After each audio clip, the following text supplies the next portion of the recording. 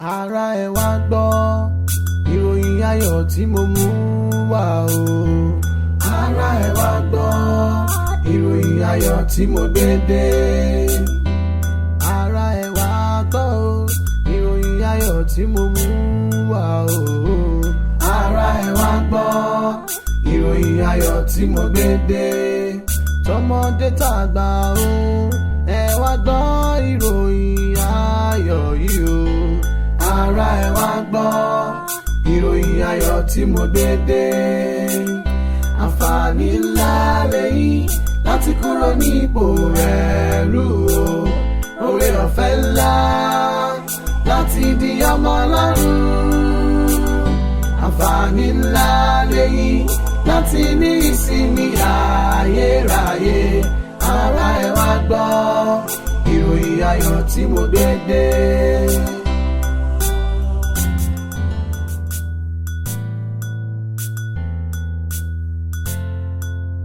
Ẹ̀yin ará ìlú yìí, ìrere ni mo mú tọ́yìn wá lọ́sàn-án yìí o. Kọ́mọdé máa gbọ́, kágbàlagbà máa gbọ́. Bíbélì sọ nínú ìwé Jòhánù orí 3 ẹsẹ̀ 16. Ó ní nítorí Ọlọ́run fẹ́ràn aráyé tó bẹ́ẹ̀ gẹ́ẹ́ tó fi ọmọ bíbí rẹ̀ kan ṣoṣo fún wa. Kẹ́nikẹ́ni tó bá gbà á gbọ́, ẹnikẹ́ni ni o, ìbá àṣọmọdé, ìbá àṣàgbàlagbà, ìbá àjọba, ìbá àjẹjóyè, ìbá àjàràlù, ẹnikẹ́ni tó bá gbà á gbọ́ yóò lè ní ìyè, yóò lè ní ìyè, ìyè ní ayé yìí àti ní ọ̀run tábàdélé rẹ̀ láti sinmi. Yóò ní ìyè, yóò sì ní ìyè ayérayé nínú rẹ̀, nínú Kristi yìí nìkan ni ìyè wà. Ìwọ tó ń gbọ́ mi lọ́sàn-án yìí, ìyèrè yìí mo mú tọ̀ wá o. Gba Jésù sáyé rẹ kó o lè bá a ní ìsinmi ayérayé.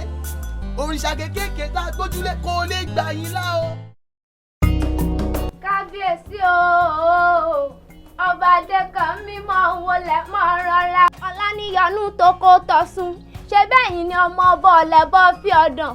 Òmọbi tó nílé farasí, ọmọ ọ̀sán làkísà bó bá dalẹ̀ ẹ̀yìn ọmọ arólú àdó nígbà sọ. Ẹ̀yin lọ́mọ àṣẹ̀ṣẹ̀ rú ewé àkó tó forí jáde. Kábíyèsí o. Ọkàrè ó tó orí ajé ó di ọ. Adékànbí ọkọ mi, olówó orí mi, ẹkùn ọkọ mi, ọmọ òróge tún fìlà ṣe. Àdúrà mi fún yín ni pé kí adé ó pẹ́ lórí, kí rùkẹ̀rẹ̀ ó pẹ́ lọ́wọ́, káṣe ó pẹ́ lẹ́nu yín, kẹ́ ẹ wá pẹ́ lórí ìtẹ́ bàbá yín pẹ́. Kábíyèsí o, ọ̀tún kábíyèsí o. Èmi ló dé sí òsì. Kábíyèsí wàhálà ti wọ̀lú o. Olórí kábíyèsí o. ìwọ wọ̀yẹ̀wù lọ. Kábíyèsí o. Kábíyèsí èèmọ̀ ti wọ̀lú o. Wàhálà gidigidi ló wọ inú ìlú wa ìwá. Kódà ìmọ̀ kan tí mo tiẹ̀ fẹ́ ṣe mọ́.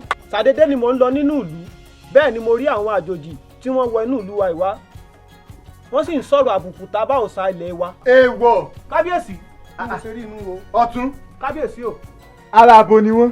Kò yé mi náà o, ó ṣe mí káyèéfì kábíyèsí o. Ṣé wọn ò sọ fún wọn kán tó wọnú ìlú ìwá ni? Kò yé mi fún wọn o kábíyèsí. Tó bá wá rí bá wọn, kọjá lọ bá balóòsà kó o ní kọ́ lọ rèé ṣe wọ́n bọ́ sẹ́sẹ́ sojú. Ẹ sọ. Kábíyèsí o. Ìwọ náà tẹ̀lé kẹ́yìn inú ò lọ ṣe wọ́n ríbo. Kábíyèsí ẹ gbúrò gbọ́. Gbéra yọ. Kábíyèsí o. Ní kíákíá. Ẹ gbúrò gbọ́. Àbírú pálapàla wo rèé? Nílùú tó lọ́ba tó níjòyè. Kò burú.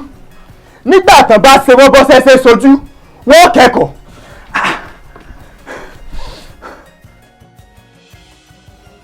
Àwọn wo ló lẹ́yà tí wọ́n wọ ìlú ìwá kí ni wọ́n dán lérò tí wọ́n fi rò pé ìlú yìí ló tọ́ láti wọ̀ wá ọ̀dà bó bá rí bẹ́ẹ̀. Láwọn mi pàtàkì lódùfẹ́ èyí tí wọ́n fẹ́ ní òkùnkùn ṣe ọyọ́ fi hàn ní.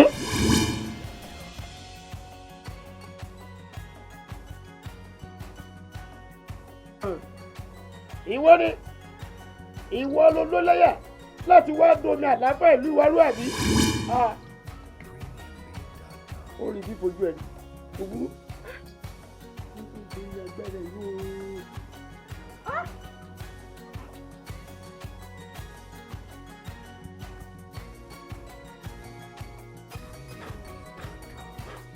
wọ́n ta èyí tí wọ́n ṣe lùlù yìí tí wọ́n ta pẹ̀lú ẹ̀ yóò jẹ wọ́n.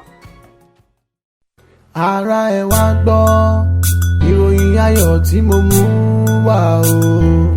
ara ẹ wá gbọ́ ìròyìn ayọ̀ tí mo gbé dé. ara ẹ wá gbọ́ ìròyìn ayọ̀ tí mo mú wá o. ara ẹ wá gbọ́ ìròyìn ayọ̀ tí mo gbé dé. tọmọdé tàgbà o ẹ wá gbọ́ ìròyìn ayọ̀ yìí o. ara ẹ wá gbọ́ ìròyìn ayọ̀ tí mo gbé dé. àǹfààní ńlá lèyí láti kúrò ní ipò ẹrú o. oore ọ̀fẹ́ ńlá láti ní ọmọ aláàbàtìjà wa. ìyẹn Jésù Kristi lámútọ̀ yín wá ní àgbègbè yìí. ẹnu ẹsùn wọ́n máa wọ̀ lámọ̀tọ̀ wọ́ o ẹ̀yin ẹ̀wọ̀ kílẹ̀ wọ̀ kílẹ̀ wọ̀. tí ẹ fi lẹ̀ Balóòṣà kí ni wọ́n ràn yìí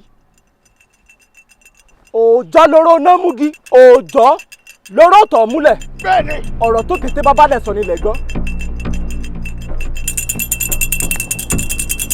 ó yà gbẹ kú. àti sọ wípé ẹni tó ń gbé inú mi ó ju ẹni tó ń gbé inú ayé lọ. àwọn ẹ̀ máa wọ̀rọ̀.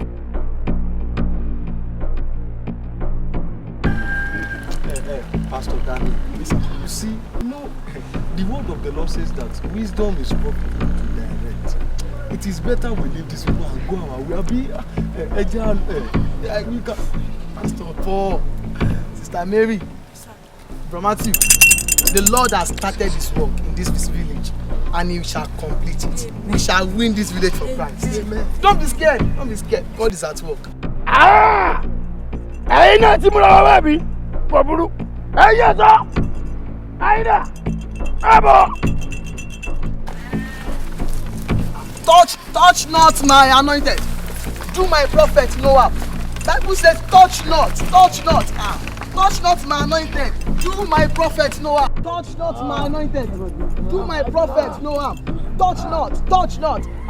Touch not my anointed. Do. Where my people? Where are they? Touch not. I warn you. Touch not. Touch not my anointed. Do my prophet no. No.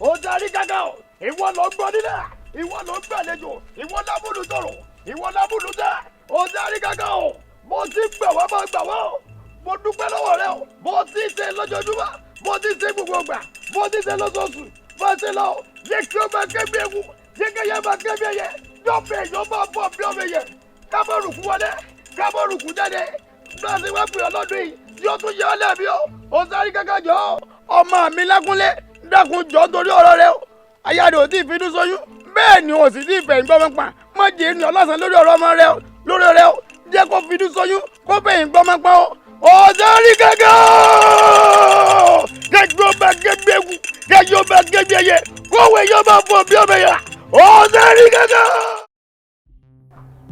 òpó tó dúró gírí láì ní ìbẹ̀rẹ̀. afẹ́fẹ́ tó fẹ́ lẹ́lẹ́ láì ní òpin. ẹ ṣeun mo kí yín fún ìfọwọ́sowọ́pọ̀ yín fún ọdún èyí tá a ṣe kọjá. ìwọ làbá kí púpọ̀ kú iṣẹ́ takuntakun. bẹ́ẹ̀ ni Balóòṣà ó yá kí ọ torí iṣẹ́ takuntakun tó ṣe yóò mọ̀ ju ọ ṣe àṣeyè báyìí lalákàn ṣe po. Yorùbá bọ̀ wọ́n ní àwo onígbàwo onígbọ̀wọ́ báwo ò bá gbàwo onígbọ̀wọ́ àwo àtẹ àwo àpàyàpàrà gẹ́gẹ́ bí ọwọ́ aṣọ. Balóòṣà. àwo pé ń gbọ́. lọ́nà wo. lọ́nà tí ò rí lójú ni torí ọ̀rọ̀ kan ń dùn mí lọ́kàn. ṣáwo. ẹ wo Lákúnlé ọmọ mi ó ti ṣègbéyàwó pẹ̀lú aya rẹ̀ láti bí ọdún mélòó kan sẹ́yìn ìyàwó rẹ̀ ò fi ní ṣoyún bẹ́ẹ̀ ni ò fẹ̀yìn gbọ́mọ pọ̀n ọ̀rọ̀ ọ̀hún dùn mí jọjọ. Balóòsà. àwọn gbígbà mọ̀ ń jẹ́. èmi ló dé tó ń fa gbó dídí sán. igbó dídí báwo láwọn mi. ṣé bó o mọ̀ pé níjọ́ kìíní àná ọ̀rọ̀ ìjọ yàwá méjèèjì ni pé ọmọ rẹ Lákúnlé ó di ìgbà tó bá tó pógójì ọdún lórí òkè ìpẹ̀ kó tó lè bá ń dọlọ́mọ láyé. ogójì ọdún. àbó gbàgbé ni. a dúpẹ́ lọ́wọ́ yín lórí ìgbìyànjú yín kémi náà lè bá àdọ́lọ́mọ láyé gan-an ni mo bu adúpẹ́. òrìṣà àríkàkà ló lọ́pẹ́ èmi kọ́ mo ní òrìṣà gbé mi o. ó mò ń gbẹ́. wàá gbọ́ o àdéhùn wà láàrin ọmọ náà àti òrìṣà àríkàkà o. irú àdéhùn wo. àdéhùn tó wà láàrin òrìṣà àríkàkà àtọmọ náà ni pé ó dìgbò bá tó pé 40 ọdún láyé kó tó lè rọ́mọ bí o. 40 ọdún.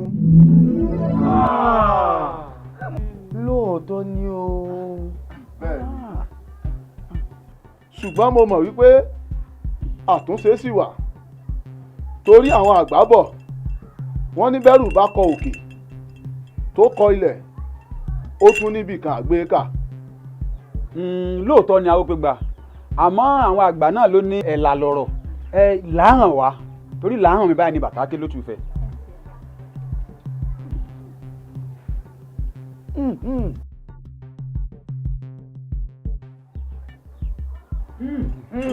Awópégbà agbára tọ́ rẹ̀. àwọn gbé yìí.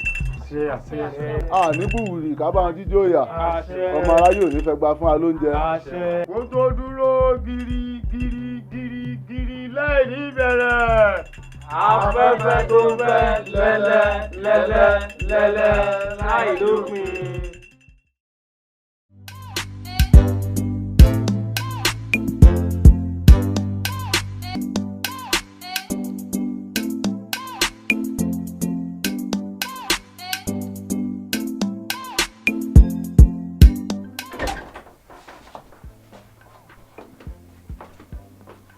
Good morning, sir. Oga? Yes. Hope there's no problem. No, not at all. No It's problem. too early to be lost in such a deep thought. Are you sure you're fine? Yes, I'm very, very fine. And by the way, what do you want? You are here to approve JCC Nigeria Limited for the goods. I know we're supposed to have sent their goods. Oh, that's true. You can drop it. Alright, sir. So I will attend to it later.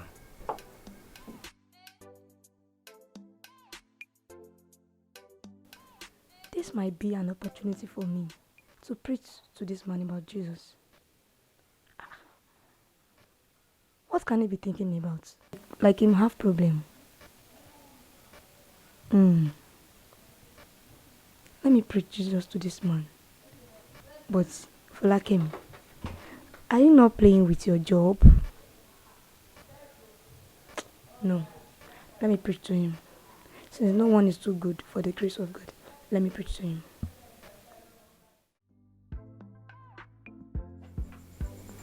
Excuse me, sir. What again? I think I need to talk to you about something. Hope there's no problem. Not at all, sir. Okay, you can have your seat. Thank you, sir. Yes, sir. It is all written over you that you're thinking about something. But I'm glad to tell you that there is someone that's greater than your problem. It's the Creator, and is the only present help in time of need. You don't have to attach anything to him. All you need is just to believe. Believe in him? Yes, sir. Believe in who? The person I'm talking about is the most powerful one. He has power over everything. And it is only in him that you can find joy and eternal rest. His name is Jesus. And is the answer to all questions. For that thing. Yes, sir. Is there any other God that is more powerful than the God of my land? Or is there any other solution from any other places than the one Orisadikaka had introduced to me? Yes, sir. The most powerful one is this Jesus I'm talking about.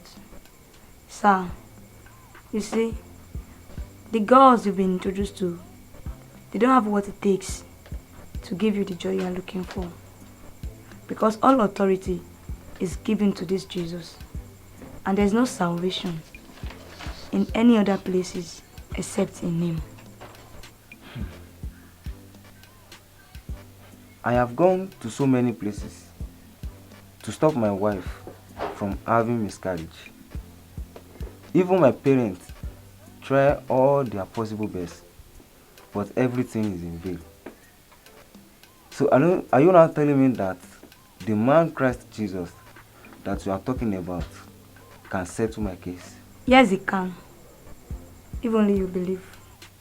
If only I believe. Yes, sir.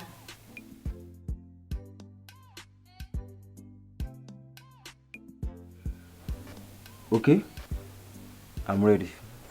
Wow, glory to God. Can we pray, sir? Okay, no problem. Lord, we thank you for this time. Thank you for your son. Thank you because he's back home. Lord, I pray for him that you embrace him with your love and you take care of him. You answer the question to his heart and you give solution to his problem. In Jesus' name. Amen. So, Folake, thank you so much.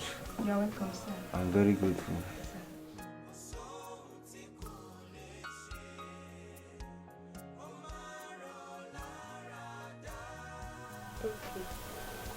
Are you comfortable like that? Yes. Oh, that's good.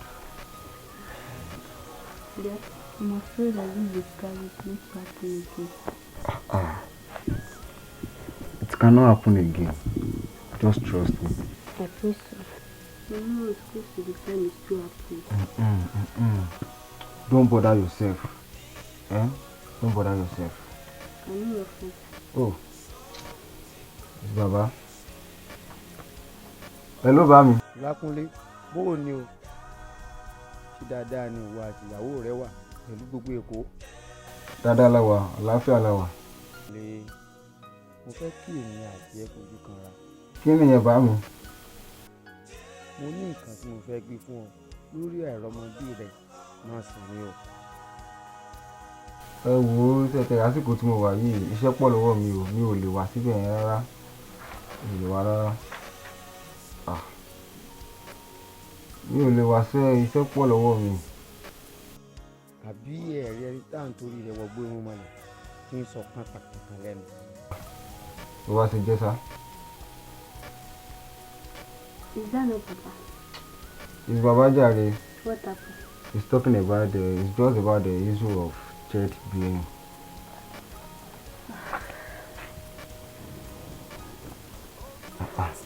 Only what happened? Don't bother yourself. In Jesus' mighty name we have prayed. Amen. Oh, good morning, baby. Good morning, sir. How was the night? Oh, let's quickly check God's word before we go out this morning. Oh, 2 Timothy chapter 2 verse 15. Are you there? Yes. So the Bible says, be diligent to present yourself approved to God, a worker who does not need to be ashamed, rightly dividing the word of truth. You know, this is God's word to us this morning. The Bible says we should be diligent.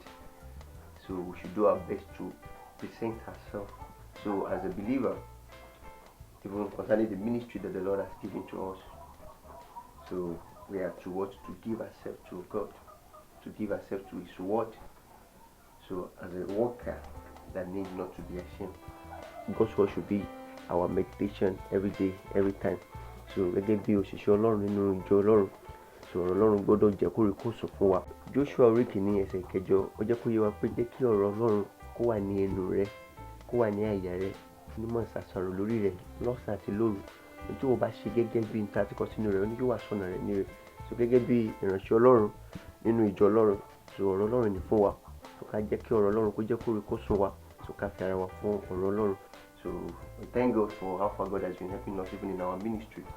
So God has been so good to us. God has been helping our ministry. So, and I want to encourage you just to continue with good work. So, and I pray the Lord will prosper our way in Jesus' name. So let's pray. Nǹkan Jésù. Àmín. Ọlọ́run a dúpẹ́ lọ́wọ́ yín pé mú wa sùn láyọ̀ mú wa jí láyọ̀ Ọlọ́run gbọ́ ọpẹ́ wa. Àmín Jésù. Jésù Ọlọ́run ní ti ọ̀rọ̀ Ọlọ́run tá a gbọ́ agbára tá a fi lè fi sí ìṣe Ọlọ́run kò fi fún wa. Àmín. Bá a ṣe ń jẹ́ ìlọ́ba Ọlọ́run wà pẹ̀lú wa. Àmín. Ní orúkọ Jésù Kristi ní àgbàdúrà. Àmín.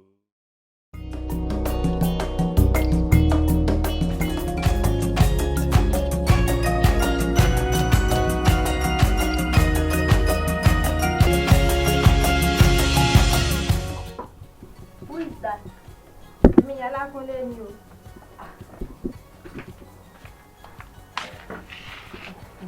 Bọ́ọ̀lù.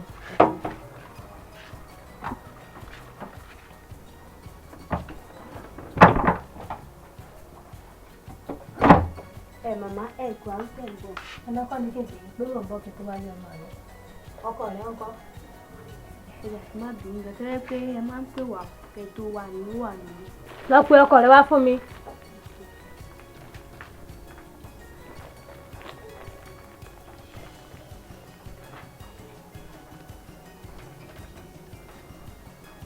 Mami.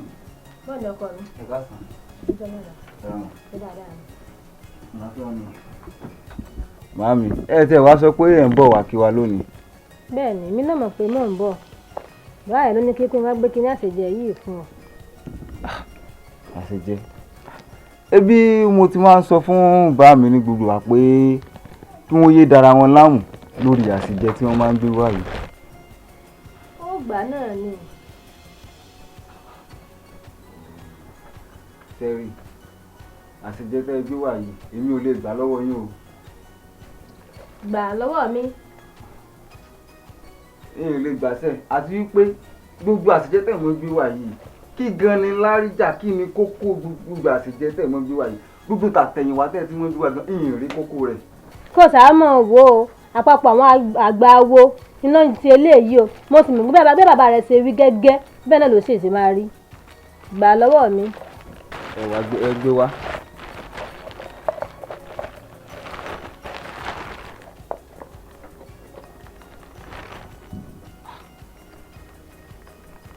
Gbà.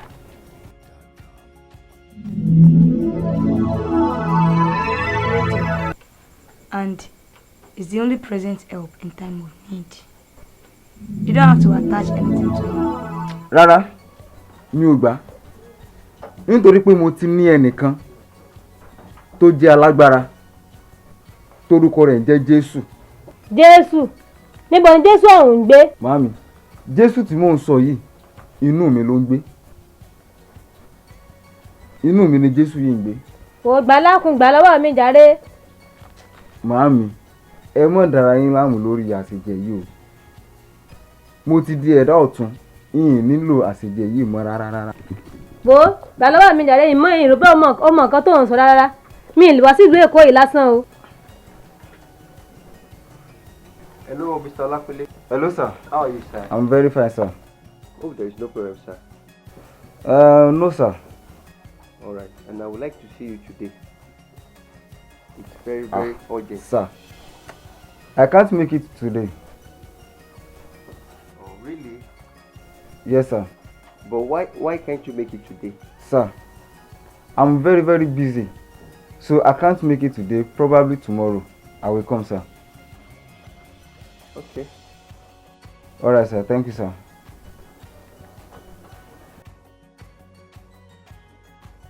Mami.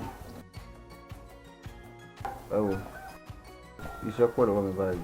Ẹ máa fún mi ní ìṣẹ́jú dé. Jẹ́ bá mi dáná oúnjẹ fún wọn. Tó ti gbọ́. Lákúnlé, ó fi mí sórí ìjókòó.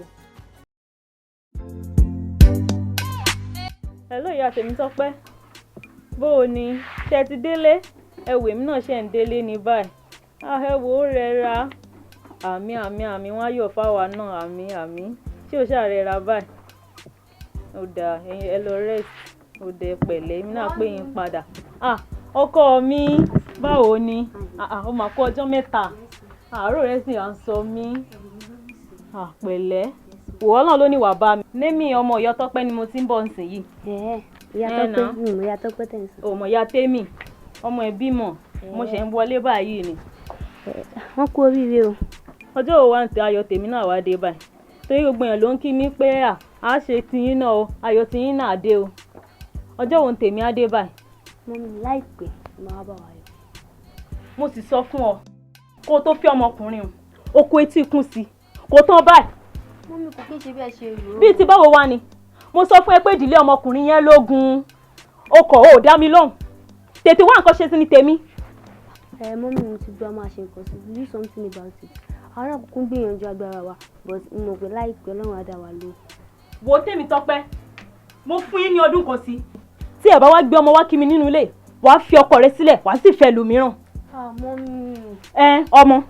Àtibẹ́ yẹn wá kí ẹ. Ọ̀rọ̀ ẹni tí a tún wá kí náà tún wá ṣe mọ́mí.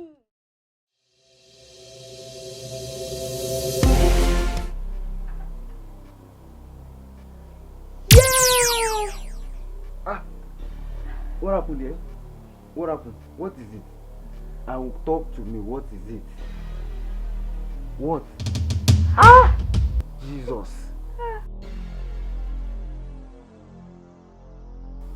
Why Jesus? Yes, sorry. Don't cry again. Sorry. Don't cry again. The Lord will do another one for us. Don't cry again.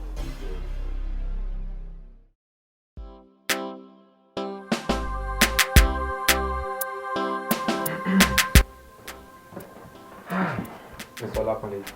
Yes, sir. I need to be sincere with you. I know I'm with you. But we try our possible best to help this situation. But everything is about you. I personally am confused because Madam is very okay. And her womb can carry a pregnancy for 9 months. So I'm confused. You are confused? Yes, madam. Because medically, you are perfectly okay, madam. Doctor, but what do you think we can do now? Madam, Mr. Olakunle, there is still hope. But you need to search spiritually. Spiritually? Yes. I'm tired of the situation. Even I say I'm tired of this situation, so don't bother yourself. Oh, Brother Olakunle. Welcome, sir. How are you? How are you, sir? How are you, ma? Yes, sir. You're welcome. Yes, sir. Have you taken your drinks? Yes, sir. Mr. Olakunle. Yes, sir. Most of the things you have been passing through, the Lord has shown them to me. You just came, just for like 2 weeks after Sister Folake invited you to church.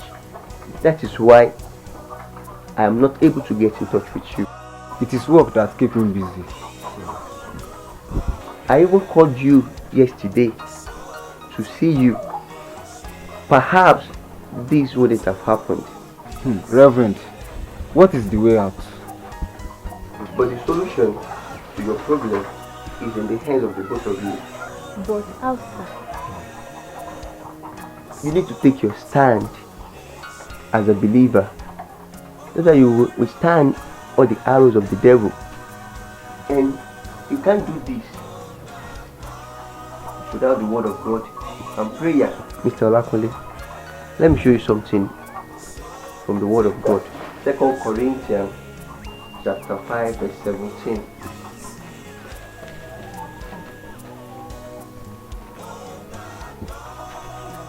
I want you to pay attention to this. The Bible says, therefore, if any man is in Christ, he is a new creature. All things are passed away. Behold, all things have become new. So you are now a new creature. So a new creature, when the Bible says a new creature, that means someone that didn't have a past. So before God, you are as righteous as God is. So you are as holy as God is. So you need to to live your life based on this understanding. Because when you are ignorant of this thing, so the devil will leverage on it even to punish you. And a new creature cannot be affected by the old things, because the Bible says all things have passed away. You allow this word to be made flesh even in you. So the things of the old should not as in affect your life now that you are in Christ. Of course, as a believer, you can face with challenges, but it shouldn't overcome you, because you have victory in Christ. Even with this understanding, so that you will be able to stand when temptation comes. Mr. Olakunle, shall we pray?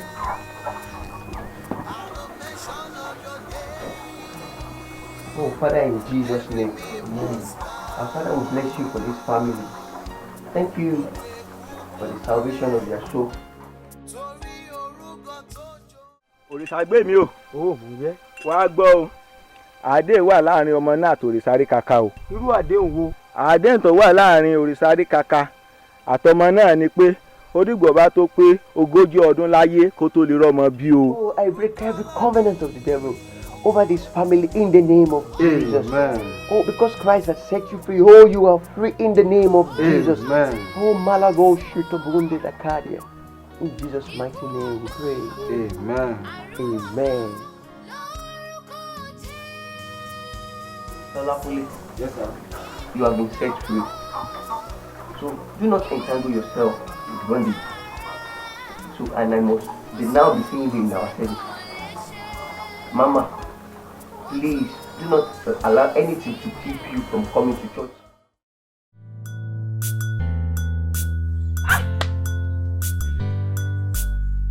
Orí wo là kọ sí gbẹ̀dùn yìí lórí ọ̀rọ̀ ọmọ Lákúnlé ìbáyìí.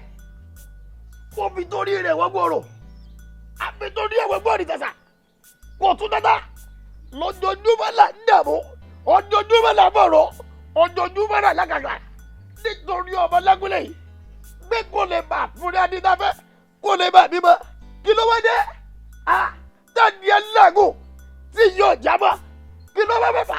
Òrìṣà Aríkaka tí Málága sọ, ó dìgbà tí Málága bẹ kú.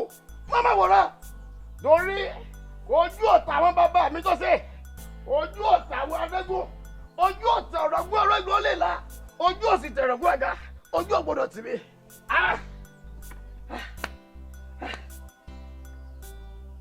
Ìyá Lákúnlé! Ìyá Lákúnlé! Ìyá Lákúnlé! Èmi kan ló dé baálé mi.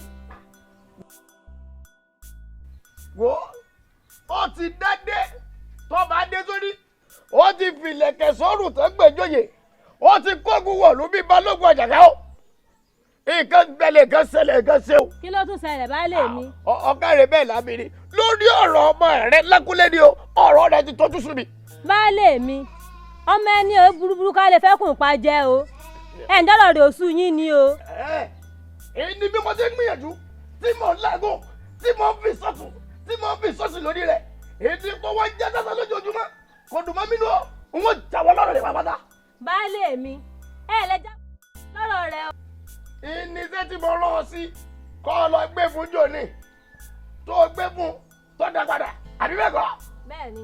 Ẹni tá a fi torí rẹ̀ jíjẹ gbà, ẹni tá a fi torí rẹ̀ wọ́n gbọ́rọ̀ lọ, tí yóò mọ̀ pé torí rẹ̀ láàfin láàfiwọ́ tọ́wọ́ ti kẹ́tẹ́kẹ́tẹ́ tọ́wọ́ pé kò dùn bá bínú.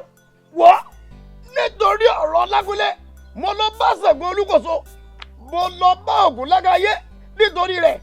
Àárín kankan ṣe sí, kí ló fi kẹ́tù wá sí ọ̀rọ̀ rẹ̀ tójú sùn báyìí. Baálé mi, ọmọ wa náà ní o, àṣà lè ti dànù.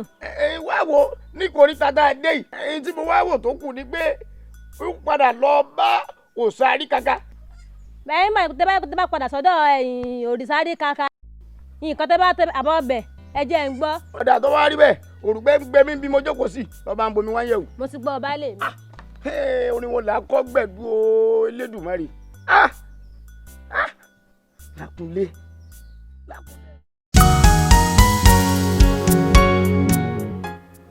My sweetheart, you look so beautiful. No, that's good. This child, mo mọ̀ pé èmi ló máa jọ ó lè jọkùnrin ó lè jọkùnrin mo mọ̀ pé èmi ló máa jọ. See, I'm the one I'm giving birth and I know I'm the one my child is sending. Let's wait and see. So we should wait and see, Abi. It's not already. So let me quickly go to the market and get some stuff. So. Okay.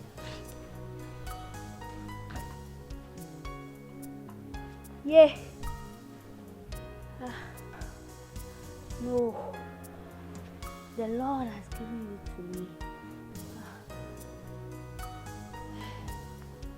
No evil shall befall me. No weapon formed against me shall prosper. No. Thank you, Jesus. Thank you. Thank you. Jesus! What happened? You want to stop? Yes. I didn't put power on. Shall be destroyed right now. In the name of Jesus.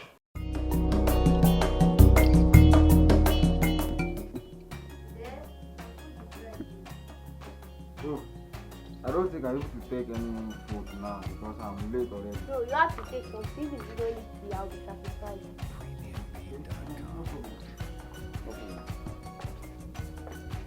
Yeah. What is it? Yeah. What happened?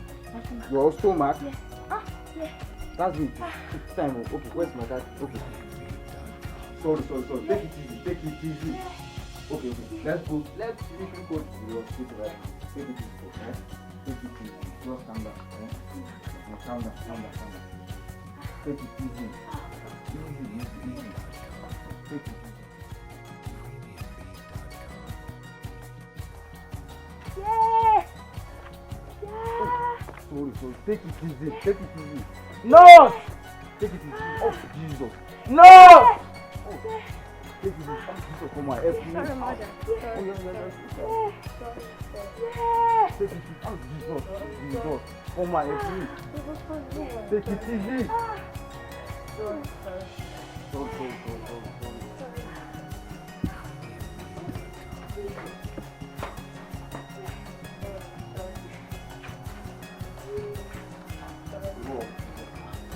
I need your help right now. Sorry. Take it easy. Sorry.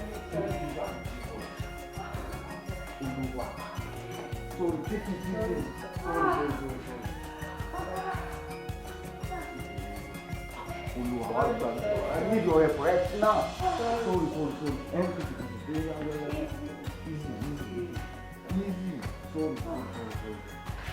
Easy. Sorry.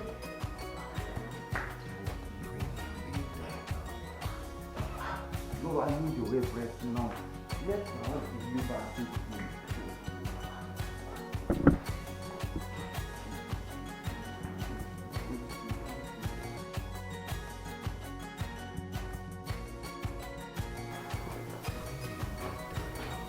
Congratulations, sir. Your wife has been able to Wow! Thank you, Jesus! At last! Wow! You know me? Jesus, at last I appreciate you, Lord, for what you have done. Oh, thank you, Jesus! Oh! Wow! At last! Oh, thank you, Lord! Oh, thank you, Lord! Glory be to God, glory. Thank you, Lord. Hello, Reverend. Good morning, sir. Ẹ wò ní àárọ̀ ìyàwó mi bímọ láàárọ̀ yìí. Ẹ ṣé gan ni sà, ẹ ṣé gan sà.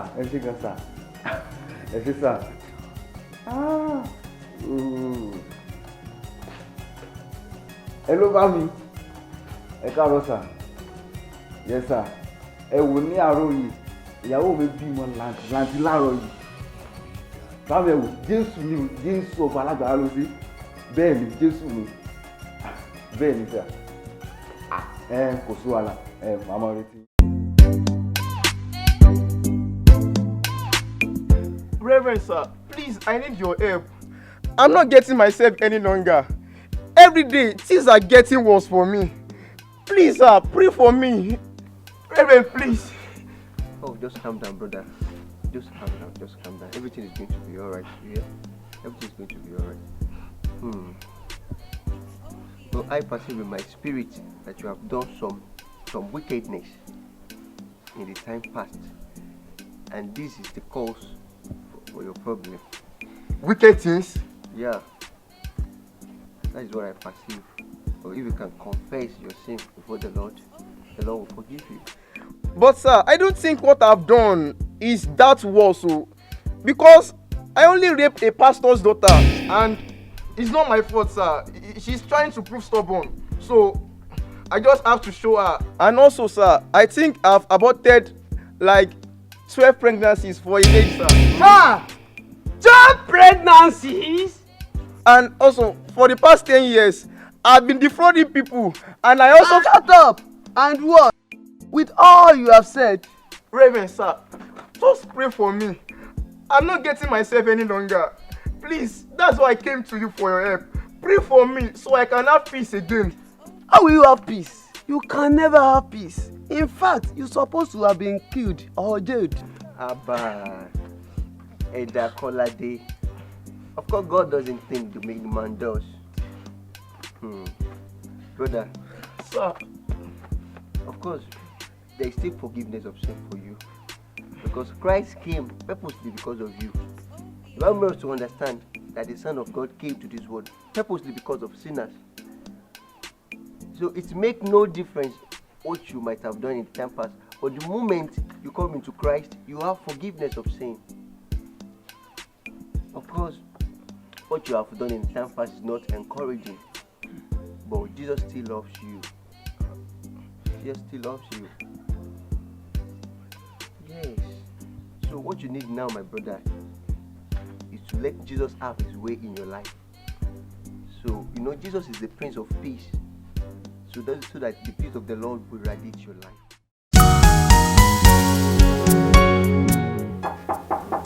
Oh, come in. Oh, Daddy baby. Reverend. Congratulations, sir. You're welcome, sir. Wow. Congratulations. Thank you, sir. Thank you, sir. Wow, I'm happy for You're you. welcome, sir. Yes, ma'am. Thank you, ma'am. Mommy baby, come. She's inside. Welcome, sir. Mommy baby. Mommy baby. Congratulations to. Ẹ kú oríire. Congratulations. Ẹ pẹ̀lẹ́. Baby, come. Ẹja wo baby wa. Ọmọ tuntun janti. Tó.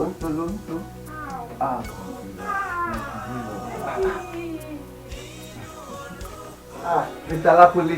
Yes, Reverend. Ọkùnrin làdá ọkùnrin ní. Thank you, sir. Congratulations. Yes, sir. Ọmọ yẹn jọ yín gan o. Very good. Wow, congratulations. Yes, sir. Mr. Alapole, you can now see that those who trust in God enjoy God the most. Yes, you are right, sir. Congratulations, sir. Thank you, sir. I'm so happy for you. Thank you, sir. This is the Lord's doing, and it is marvelous in our sight. Àgbélé Bámi. Káàbọ̀. Ẹ bá sà. Ẹ bá sà. Grandma. Bámi. Lákúnlé. Ṣé lóòótọ́ ni?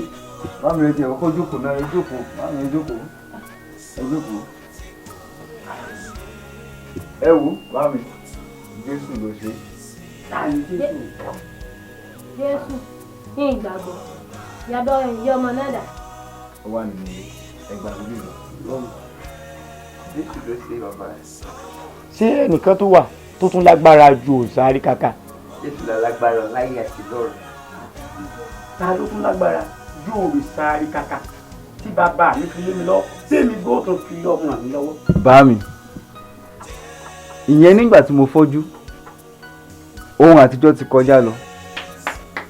Bálákúnlé. Òótọ́ mọ̀ ni ọmọ ó Dọlákúnlé bíi kì í sọmọ àlè. Ọ̀dọ̀ lójú. Lákúnlé ọ̀nà owó lẹ́gbẹ̀ẹ́ gbà. Bóòlù Jésù ti bá yín sí. Bá mi, ẹ wò, ẹ nílò Jésù. Bẹ́ẹ̀ ni bàbá àti màmá, ẹ nílò Jésù Kristi. Torí pé Jésù yìí ìnàgbanilágbàtàn. Jésù yìí ó ti wá láti fi ara rẹ̀ ṣe ìrúbọ fún ẹ̀ṣẹ̀ àti àìṣedéédé yín lórí igi àgbélébùú. Rúbọ. Bá mi, ẹ nílò Jésù. Lákúnlé ìyún náà lẹ́nu rẹ. Gẹ́gẹ́ bẹ́ẹ̀ ti mọ̀ pé Lákúnlé yìí tí ò bá pé 40 ọdún kò lè lọ́mọ láyé. Bó lẹ ṣe mọ̀? Bàbá Jésù ló fi hàn mí torí pé ó mọ ohun gbogbo ó sì lè ṣe ohun gbogbo. Ní ti májẹ̀mú náà nígbà tí bùrọ̀dá Lákúnlé ti ní Jésù Kristi májẹ̀mú náà ti dópin lórí wọn àti ọmọ wọn àti àrọ́mọdọ́mọ wọn. Láì lọ ọ̀pọ̀ Ṣàngó, láì gbòòsà, láì lọ ọ̀gbọ̀gún, májẹ̀mú náà sì mo ti parẹ́ láì fi èèyàn lọ. Bẹ́ẹ̀ ni lórí pé Jésù Kristi ó nìkan ó ti tó fún ìrúbọ tó ti fi ẹ̀jẹ̀ ara rẹ̀ nìkan tó rúbọ. Ẹnikẹ́ni tó bá wá gbàgbọ́ ó ní yóò ní ìyà ìnípẹ̀kun. Ẹnikẹ́ni tó bá gbàgbọ́ yóò rí ìdáríjì gbà. Ẹnikẹ́ni tó bá tún wá gbàgbọ́ ọ̀pọ̀lọpọ̀ àǹfààní ńláńlá yóò rí gbà láti ọ̀dọ̀ Ọlọ́run.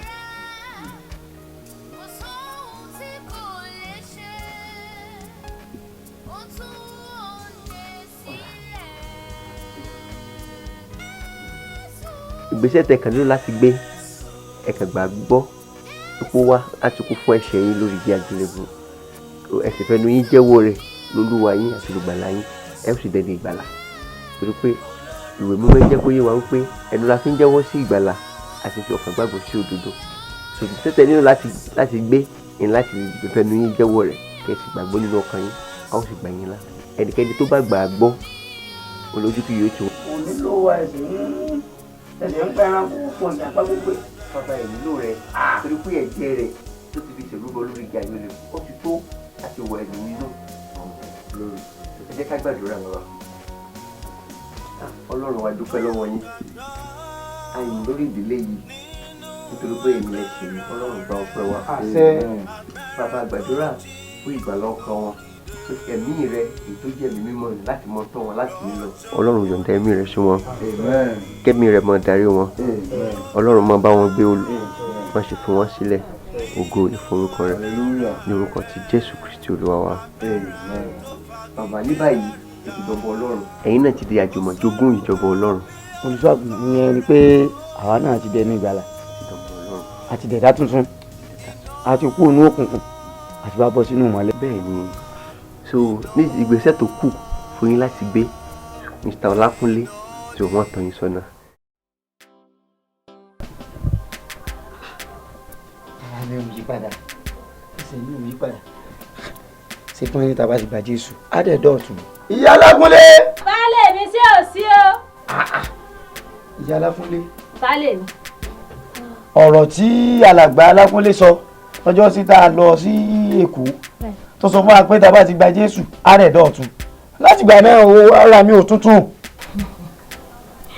Baálé mi ṣé ojú nǹkan yín ni kété kíákíá bá náà. èmi ti rò pé yóò ti yàtọ̀ dé. Baálé mi kò lè tí ì yàtọ̀. ọ̀dà ẹja sì mọ wò náà torí Jésù ọ̀hún ọ̀rọ̀ rẹ̀ ò tí ì yé báyìí. Mami ẹ káàsán. Mami Lákúnlé. ẹ káàsán. ń lọ wọlé kìjà yìí láì sọ fún àtì. Bámi ẹ má bínú mo ní kí n sáré wá yọjú sí yín ni bíbélì yìí ni mo bá yín mú wá ẹ̀yin méjèèjì ẹ wò sẹ́lẹ̀lẹ̀ tọ̀dọ̀ tí yín lélẹ́yìí Mami ẹ̀yin lẹ́ni eléyìí. Lákúnlé nígbà tí olùṣọ́ àgùntàn rẹ wàásù fún àjò ni orin tá a bá ti gba Jésù á di ẹ̀dá ọ̀tun ara mi ò tuntun nǹkan wọn yàtọ̀ lára mi. Bámi kìí ṣe àgọ́ ara yín tẹ̀yìn wò ni wọ́n ń sọ̀rọ̀ nípa rẹ̀ bí kò sí ẹni tinú yín gangan. ẹni tinú yín gangan. lọ́nà wo. sẹ́yìn nínú ìwé Kọ́ríńtì àkejì orí 5 ẹsẹ̀ 17 ó sọ wípé ẹnikẹ́ni tó bá ti wà nínú Jésù Kristi ó ti di ẹ̀dá tuntun ohun àtijọ́ ti kọjá lọ. sẹ́wọ̀n àwọn àtijọ́ ní pé àwọn nǹkan tí ẹ̀ ń ṣe tẹ́lẹ̀tẹ́lẹ̀ bíi òrìṣà tẹ́ ń bọ àwọn awo tẹ́ ń ṣe àwọn òyìn ò lè gbà yín là wọn ò lè mú yín débi kankan. Jésù Kristi nìkan ṣoṣo ló lè gbà yín. nínú ìwé Kọ́ríńtì tí mò ń sọ yìí ẹnikẹ́ni tó bá ti wà nínú Jésù Kristi ó ti di ẹ̀dá tuntun ohun àtijọ́ ti kọjá lọ. sẹ́rí gbogbo àwọn òrìṣà tẹ́ ń bọ̀ ohun àtijọ́ ni ẹ nídìí ẹ̀mú Jésù nìkan lẹ nílò ìtorí ẹ̀ ló jẹ́ tètè wá fún yín ní bíbélì yìí kí wọ́n ṣàṣàwò nínú ẹ̀. Lákúnlé ó sì mọ̀ pé òun ò lè fìdí ìgòkò owó wọn ò mọ bí yá dorí kọ ẹ̀mọ́ ní tí wàá mọ ti mẹ́nu rẹ̀. mo jẹ́rìí ìyá tí mo ní wọn ò mọ̀ kà fún yín nígbàkúgbà tẹ́ bá ti nílò láti ka bíbélì náà. wọ́n ẹ̀sìn yé mi díẹ̀ torí ó ṣókùnkùn sí mi púpọ̀.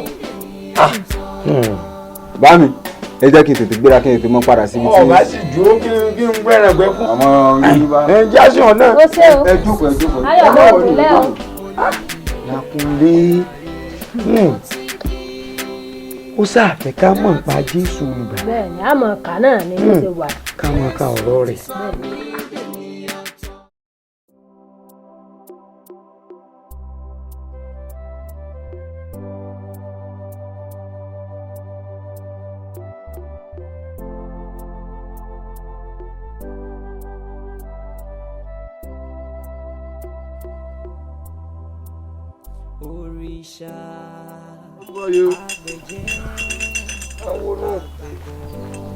ẹ wọlé o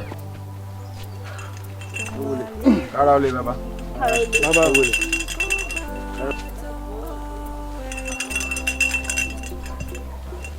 kára olè bàbá. tí o ẹ̀ sí tí mo rí yín o. kó má bàa sí ni nípa ọ̀rọ̀ ọdún àríkàkà tọdún ìlà wá fún. ẹ wo ìlú ti yí padà ọ̀rọ̀ ẹnu ti yí padà bẹ́ẹ̀ lọ́nà oko ti yí padà ó ti dọ̀nà gbòòrò lásìkò tí mo sọ̀rọ̀ lọ́wọ́ yìí ìráyè ò sáré kankan rárá. padà ó jẹ́ mọ̀jẹ̀ kábíyèsí gbóhùn lẹ́nu ẹ̀. Balóòsà wo bó bá jórí igi ló wà tó o ti ń ṣeré mọ́dé kó sáré sọ̀kalẹ̀ kó kó ń dìdò eré ọmọdé ni. ẹ̀yin awo ó ti mu tí yóò ní ọtí tó mu lójú ó wà lórí igi. wo n ò mẹ́mú bẹ́ẹ̀ ni ò mú gírì n ò sì fún gángan èyí tí ń bẹ́ẹ̀ nù mí sọ́sọ́ fún ọ èyí tẹ̀mí ó ṣe nù. ẹ wo èmi ọ̀bá ẹ̀ ṣe kátàkátà kiri ìlú mọ́ èmi ti gba Jésù. jẹ́ àbí kí ló pé ń níwájú òrìṣà àríkàkà ọjọ́ máa ń fẹ̀mí ara rẹ wéwu. wo n ò ní kú kan tí kù torí ẹ máa ti gba Jésù ó lè kú. áwù ẹ̀yin awo ẹ já lọ ọ̀rọ̀ yìí gbọ́dọ̀ dọ́wájú kábíyèsí. jẹ́ ìran létí mọ́ọ̀rún lògùn ẹ o bọ́mọdé bá rú dandan ní kọ́rùn owó. wo ẹ tí mo fẹ̀yìn tí ò ní jẹ́rù ọwọ́ mi ẹ tí mo fẹ̀yìn tí ò sì ní jójú ó tì mí. bó bá jẹ́ kú ló lóko bó sì jẹ́ pàkúté ni yóò sojú àwa àti ẹ bàbá. ẹ kọ kẹtẹkẹtẹ yín kó lé mi. ẹ já lọ. wọn kẹtẹkẹtẹ ọlọdẹrẹdẹ jagunjagun wọn bẹ̀rẹ̀ rẹ kí. kábíyèsí o ǹjẹ́ àti finá sórí òrùlé sùn báyìí. finá sórí òrùlé sùn bíi ti bò ó. ọ̀dọ̀ Balóòsà ńlá tí ń bọ̀ yìí a lọ rán létí ọdún òrìṣà àríkàkà tọdún yìí àmọ́ ọ̀rọ̀ kàyéfì ńlá la bá lẹ́nu rẹ̀. ọ̀rọ̀ kàyéfì ẹ jẹ́ ń gbọ́. ó ní òun ò sin òrìṣà àríkàkà mọ́ òun ti ní òòṣà míì tó tún lágbára ju òrìṣà àríkàkà lọ tóun ń sìn. ìyín ọba lóòṣà náà. bá a ṣe gbọ́nù bàbá. sọ bẹ́ẹ̀ tún lù mí lórí ni. bàbá orí yín náà kábíyèsí o. ẹ̀yin alálẹ̀ ẹ wò mí ràn ni.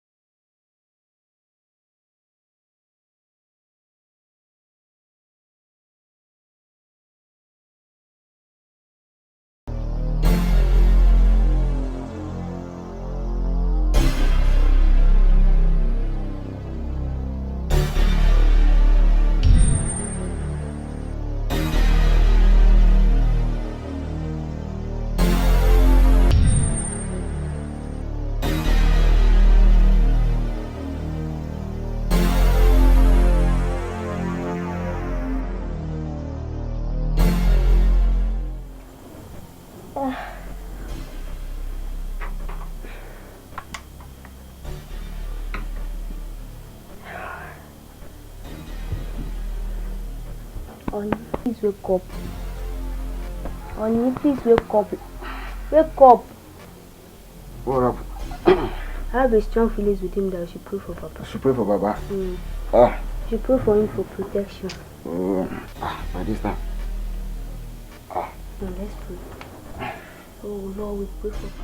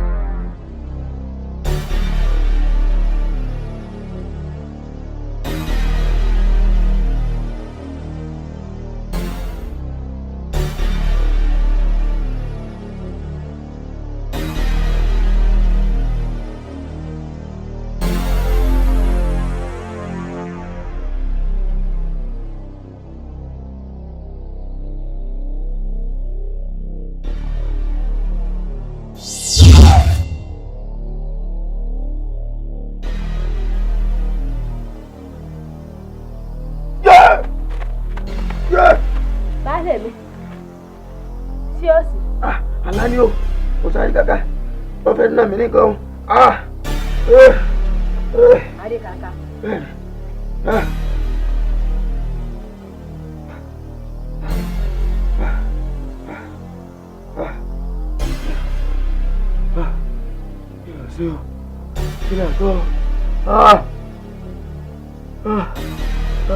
Ilé-ìwé gbà mí o. Gbà mí o. Gbà mí o.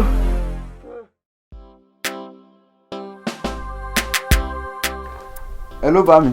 Ẹ ló Lákúnlé. Iná ti jó lórí òrùlé o.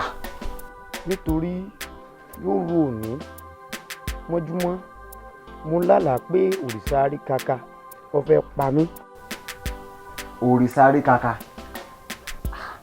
Bá mi, ẹ wò ẹ mọ̀ dára yín láàmú. Ẹ nílò láti lo àṣẹ tẹ nínú Jésù Kristi. Ṣé rí ẹnikẹ́ni tó bá ti wà nínú Jésù Kristi ó ti di ẹ̀dá tuntun. Ẹ má gbàgbé ìwàásù tí Reverend tó wàásù fún yín lọ́jọ́ kìíní àná. Ẹ ti ní àṣẹ lórí ohun gbogbo nítorí pé ẹni tó bá ti wà nínú Jésù Kristi ó ti di ẹ̀dá ọ̀tun. Aṣọ òrìṣà Àríkàkà ò tiẹ̀ jù bá ń lọ. Ẹ gbà wá o. Ẹ gbà wá o. Ẹ gbà wá o. Ẹ gbà wá o. Ẹ gbà wá o. Ẹ gbà wá o. Ẹ gbà wá o. Ẹ gbà wá o. Ẹ gbà wá o. Ẹ gbà wá o. Ẹ gbà wá o. Ẹ gbà wá o. Ẹ gbà wá o. Ẹ gbà wá o. Ẹ gbà wá o. Ẹ gbà wá o. Ẹ gbà wá o. Ẹ gbà wá o.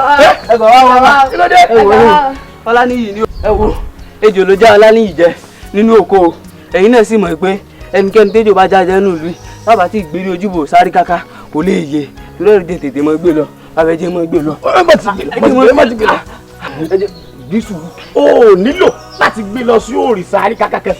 Bàbá ẹ̀wẹ̀ mọ̀ wùlẹ̀ já fi nǹkan tí ò bá ṣe é ṣe àwàdà ẹ mọ̀ jà fi ṣeré ẹ̀mí èèyàn ni bàbá ẹjẹ́ mọ́ gbé ọmọ yìí. Bí sùúrù bí sùúrù. Bàbá ẹjẹ́ mọ́ gbé ọmọ lọ. Bàbá ẹ wojú ọmọ yìí. Ọláníyì. Bíbélì ti yé mi wípé àti fún mi lágbára láti tẹ́jò àti àkéèké àti gbogbo onírúurú mọ́lẹ̀ ní pé ní ti orúkọ rẹ̀ iye ni ọ̀yá gbẹ̀yè gbẹ̀yè gbẹ̀yè. Gbogbo yẹ. Bàbá ẹ ṣe. Jésù ló ṣe Jésù ni mo lọ lẹ́yìn Jésù ni Jésù ni Jésù.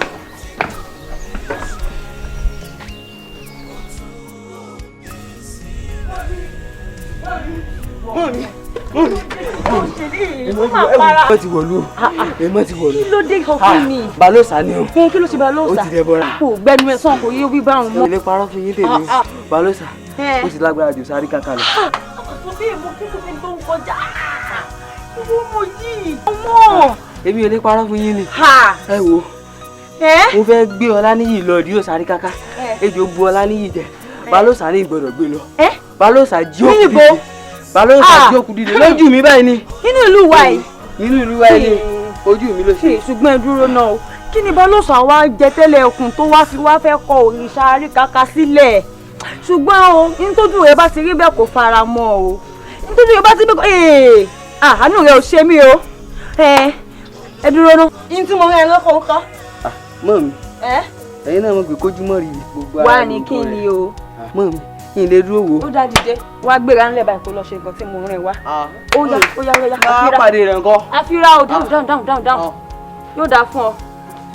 ó yá balóòsà náà tó ti yorùbá máa rí nǹkan tó ń ṣe kó máa fara mọ́ màá ní ó fẹ́ máa bá òòṣà àríkàkà figagbága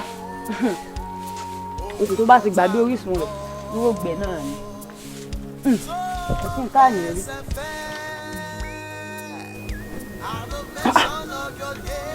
dáná ti mú jí lọ mo ti ṣe wàhálà lóko.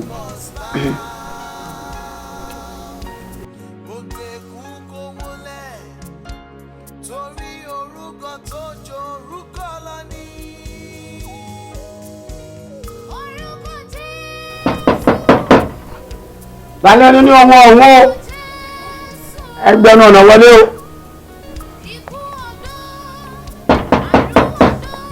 tààmì ẹ wọlé. ìyá alákùnlé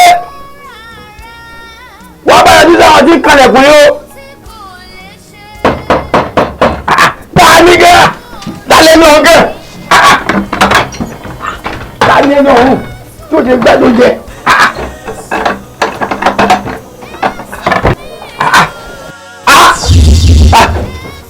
àyíkàkà kí ló lè rí àti ẹ̀gbọ́n tó bí lè bí kiri nítorí pé a ti fún mi lórúkọ tó ju gbogbo orúkọ lọ lórúkọ Jésù kí gbogbo ikú máa wólẹ̀ láyé àti lọ́run lórúkọ Jésù òun sáré kàkà ọyọ jáde.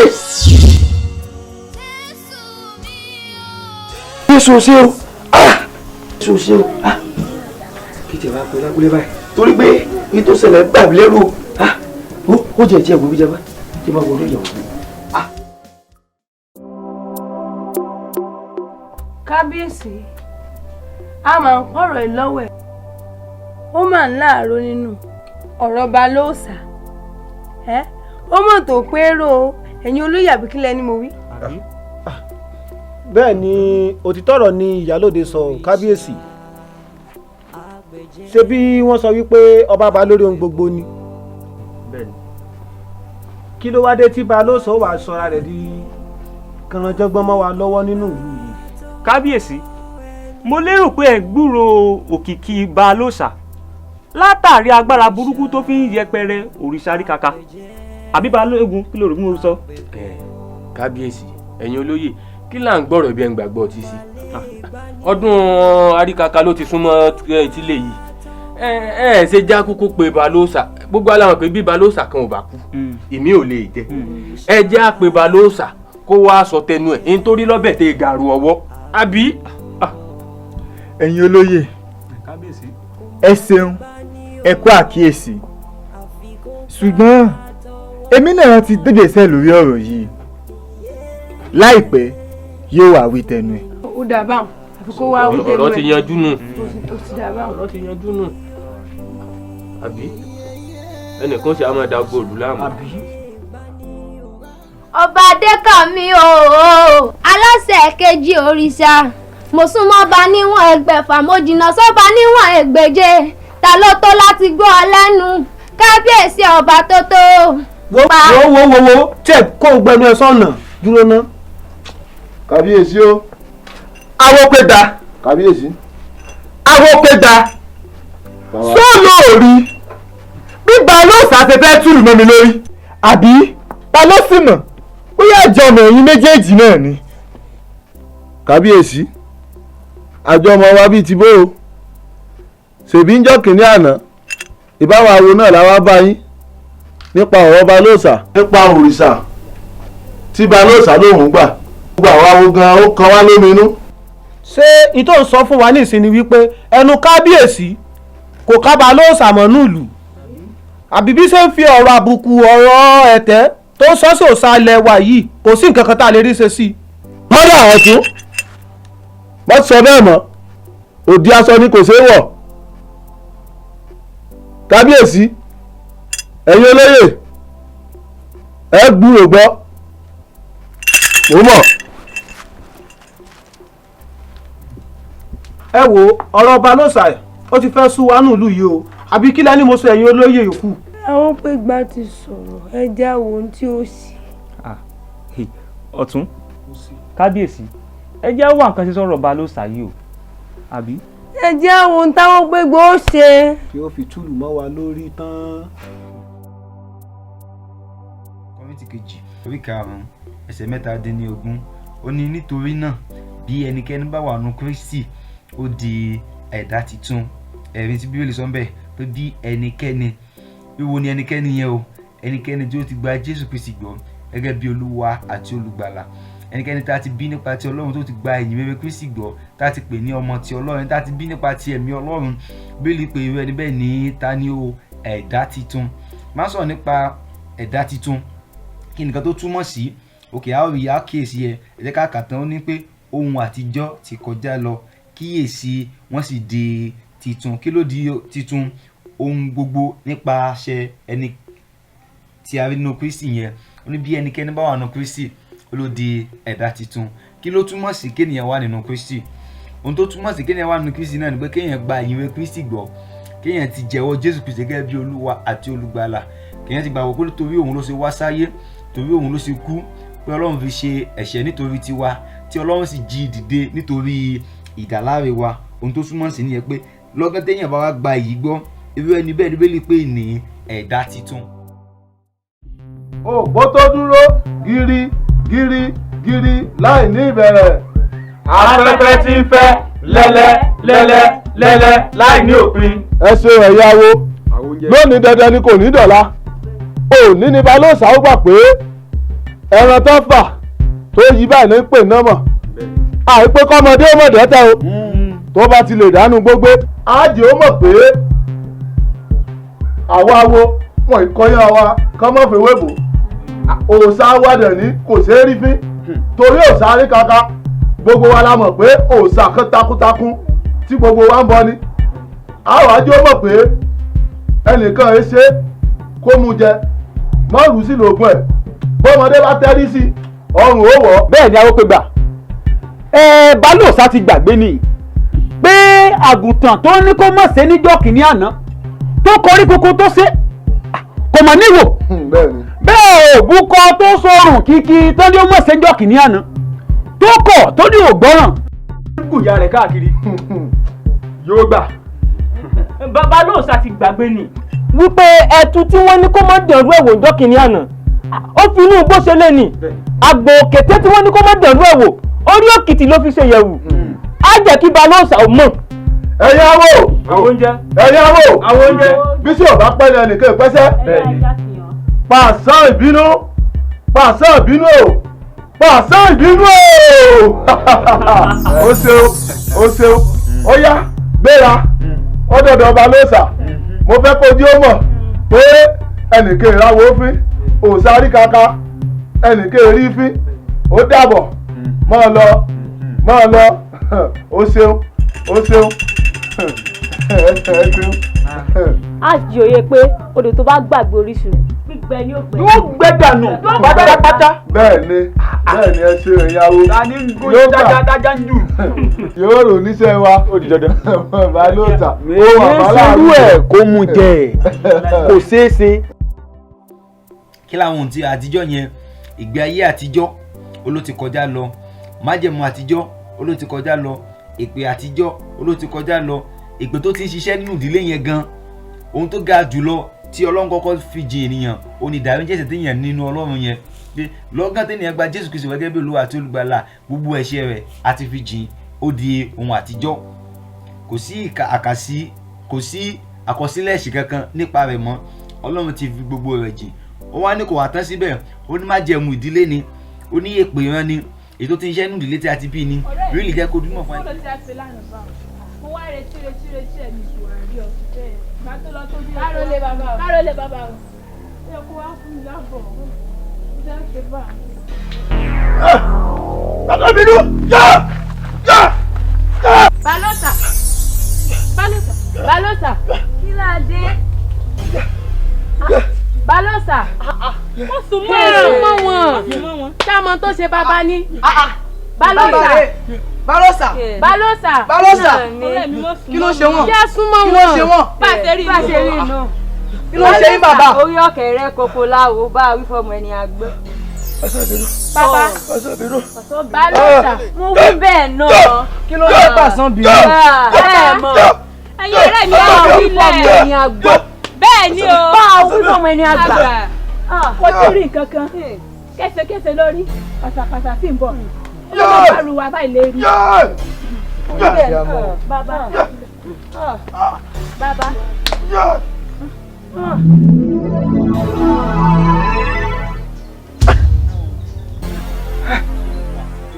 àti kọ́ wípé èmi kì yóò kú kúkú kan bí kò ṣe é yè bí kò ṣe kémi máa ròyìn sí Olúwa nítorí bẹ́ẹ̀ iye ní tèmi. àti kọ́ wípé àwọn tí ó gbàgbọ́ nínú Jésù Kristi ojú kì yóò tì wọ́n ìwọ pàṣẹ ìbínú ọyẹ padà. Jésù sí o Jésù sí o tó bá lé pàṣẹ ìbínú lọ tí òjò bọ́ọ̀lù mi tí òjò ṣebí léṣe Jésù sí Jésù sí Jésù sí Jésù sí Jésù sí Jésù sí Jésù sí ose ose ose ose ose ose. wọ́n bá táyé wá òun kọ́ ni ó dẹ̀rú ẹ̀ wò. ẹ̀yin awo èsì ní pàṣẹ ìbínú ètí ṣe kí ló dé ọ̀dọ̀ ọba ló sàmọ́rọ̀ ó yà fira padà. agbọ́dọ̀ yé irọ́ agbọ́dọ̀ irọ́. kí láà ṣe sọ̀rọ̀ Balósà tó sọ̀rọ̀ ẹ̀dí kan jẹ́gbọ́n sínú ìlú yìí àbòdìgbò ọba tó tùlù tán ni kábíyèsí ẹ̀ ń wòran pọ̀ o. Balógun kábíyèsí ọ̀rọ̀ rẹ̀ ò yé mi bí n bá ló yé mi irọ́ mo pa. kábíyèsí o. ẹ wo ọ̀rọ̀ mi ò lè yé rárá nítorí pé ẹni tí ń gbénú mi ó ju òrìṣà kíkàkà lọ. gbẹgbẹgbẹgbẹnu ẹ dákẹ́ kábíyèsí bàtà rẹ ti ń ró pọnlápọnlá ó ṣe tán tí ó yà ọkàn àbùkù kábíyèsí ẹ rí pé bàjẹ́ gbogbo eléyìí ẹ̀yin lẹ kọ́ mi lọ́wọ́ kó o irú eléyìí. Balógun kí ni gbẹ́nu ẹ̀ gan-an. Balógun gbé sùúrù jẹ nítorí pé kẹ́ ẹ lè bá a gbọ́ ni mo fi wá o kó di lè bá a gbọ́ràn láti sọ létí ọmọ rẹ̀. kábíyèsí ẹ rí pé ìbàjẹ́ rí ẹgbígun èmi ni èmi ewé gbogbo kìkì ògùn. èmi náà ti ṣe bẹ́ẹ̀ kọjá o torí mo ti lè dá tuntun ní o ní èmi máa ṣe bí kànáńjágbá kí n máa ranjú wọn àbọ̀ tí ranjú wọn. wá wo ẹ bá tún gbìyànjú àti ṣe bálabàlà àbí ẹ ṣe jẹ́ bọ́lẹ̀ mọ́ ẹ fara kóná. kóná lára ta ni. ẹ fara kó jẹ́ mọ́. èmi mọ̀ ni èmi Balógun èmi ọmọ ewé gbogbo kìkì ògùn ewé kan mo pè lójú ọlọgbẹ ewé ló jẹ́ mi. ẹ padà kóná tọ́lá wùkẹ́ tún dẹ lọ́sọ̀ o iná lẹ́ fara kó. kábíyèsí nǹkan ti sọ ọmọkùnrin yìí o ó ti dánṣẹ́ tí ọ̀yọ́ dán wò ó ti dán wò. ẹ máa lọ òde tí mò ń lọ yìí kọ́jọ́ tó lọ kí n tètè máa lọ. ìwọ́n wọ̀ ló ìyá Adákúnlé. ẹ káàbọ̀ baálé mi. ìyá yín ló wà. bẹ́ẹ̀ ni. wàhálà ti dé o. kí ló ṣẹlẹ̀. èèmọ̀ ti wọ̀lú o. àwọn olóyè àwọn ọ̀dọ́ọ̀lù àtòsáré kaka wọ́n ń bínú o. kí náà là á ṣe o. nítorí Jésù tá a gbà lọ́wọ́ àwọn Alákúnlé iná fi gbé wàhálà dìde o. ní báyìí tí mò ń sọ̀rọ̀ lọ́wọ́lọ́wọ́ yìí ọmọ kẹrù rẹ̀ báyìí kọ́ ọmọ gbèkó lọ lọ́dọ̀ Alákúnlé. ó dà mo ti gbọ́ baálé mi bá ti di òórọ̀ ọ̀la yín mọ̀ ọ́ lọ. wọ́n yóò dúró la èsì ni ó gbéra gbéra nísìnyí. owó dọ̀dọ̀ láwọ̀. wọ́n dá mo sì gbọ́ baálé mi wò èmi ò mọ̀rù wà láyà tàtà àkóra wa sí ní ìsìn báyìí sábà nìkan lákọ̀ọ́kọ́ gba Jésù ọ̀hún gan ni ló tún fi wá di ẹ̀yìn ológun ẹ̀yìn mọ́ lọ sí ní ìsìn báyìí ó baálé mi ṣé ìgbà pé bàánú kankan jàre. Oyèkúnlé wo bàbá ti parí táǹsì tá a kásọ ìtàn ó wàá lo ẹ̀yìn ilé ó lọ bá ń báyìí olóbì sọ pé ọ̀rọ̀ àsọ ti wá o tó bá ti wí báwọn wọ́n ti mọ̀ tó wí.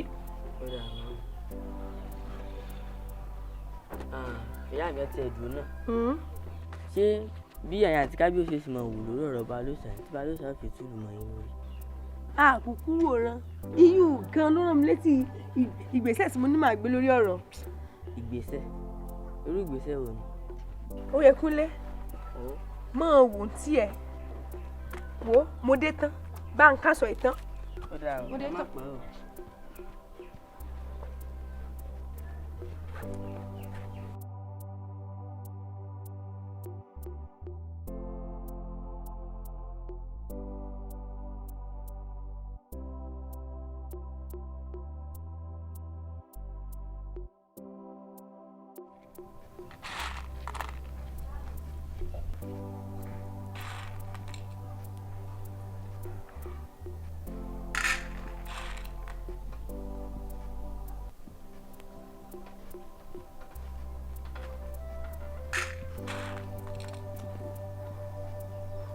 ẹni bá fojú dayé.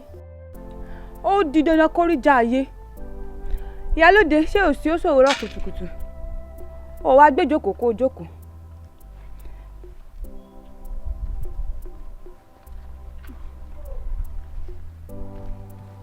ó dáa mò ń gbá kí ló ṣẹlẹ̀. ọ̀rọ̀ ìlú wa yìí ni fẹ́ ká ṣiṣẹ́ lé lórí bàbá Alákúnlé ó ti tọ́jà wa. Balákúnlé kan náà kò bọ̀wọ̀ fóríṣàrí kàkà kò bọ̀wọ̀ fàgbára kankan kódà àmọ́ bí tó ti rú agbára burúkú tó ń lò. ìyálóde mo fẹ́ kó o sìn mẹ̀dọ̀ kó o fọkàn ara rẹ balẹ̀ torí ẹni tó bá ní kí láá ṣe òun là á ṣe hàn ẹni tí ò bá sì fi tiwa ṣe ó di dandan kó kàn jẹ̀gbọ̀n.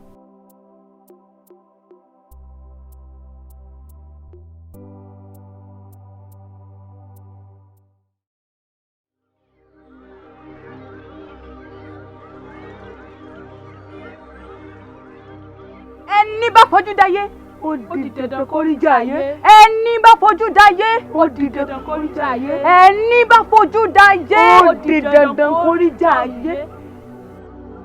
ogun ń gbóná girigiri ogun ń bọ̀ wàràwàrà àwa sì ti ṣetán láti dojúkọ ogun náà nítorí náà àwa ò lè jókòó mọ́ láti sọ wípé kí ogun wá bá wa nílé àwa ṣetán láti dojúkọ ogun náà kí àwa sì mú ṣẹ́gun bá wa lẹ́ni. Balóòṣà èyí tí ń jẹ́ òrìṣà Bùnmi akọni ọkùnrin nínú ìlú wa yìí. ọkàn ọba ò balẹ̀ ọkàn ìjòyè ò balẹ̀ ọkàn ọmọdé ọkàn ọkùnrin ọkàn obìnrin kò balẹ̀ mọ́ àmọ́ àwa ti ṣetán gẹ́gẹ́ bí àpapọ̀ ìgbìmọ̀ àwọn ẹlẹ́yẹ wípé àwọn ò jà àwọn ò sì dojúkọ Balóòṣà. ẹ̀yin ọmọ ẹlẹgbẹ́ o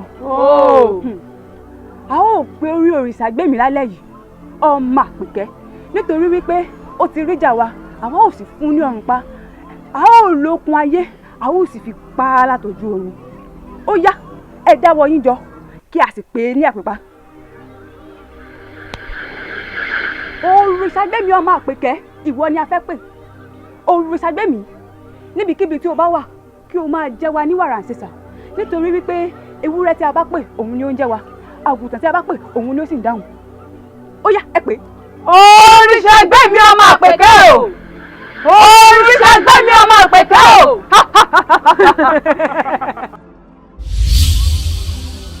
Jésù Jésù gbogbo oṣù gbogbo àjẹ́ gbogbo alárò padà dáwọ́ padà dáwọ́ padà dáwọ́ padà dáwọ́ padà torí bá ti kọ́ ẹgbẹ́ ẹni tó bá ti wà ní Jésù Kristi ó ti di ẹ̀dá ọ̀tun ohun àtikọ́jọ́ ti kọjá lọ ojú òsì ní tiwọn gbogbo ọ̀tá gbogbo àjẹ́ Olúwa dáwọ́ padà dáwọ́ padà dáwọ́ padà Jésù Jésù dáwọ́ padà dáwọ́ padà. ẹ mọ̀ wo bá a bá pe ewúrẹ́ ní jẹ́ bá a bá gbàjò àgbò ní fọhùn tí a bá pe àgùntàn àgùntàn ni yóò jẹ́ tiwo tiwa.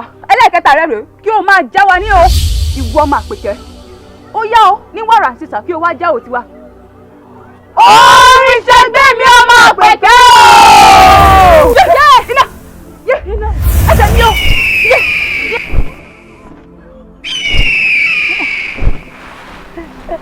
Balóòsà.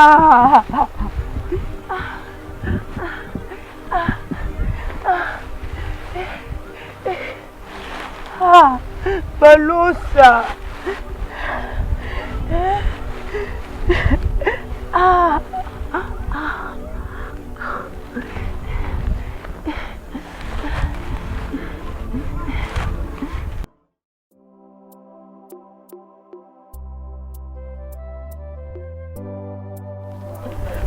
Yeah.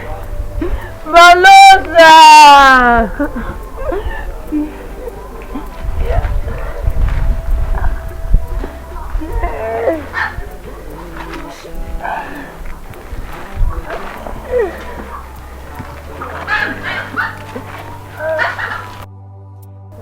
Balóòsà. Balóòsà. Balóòsà.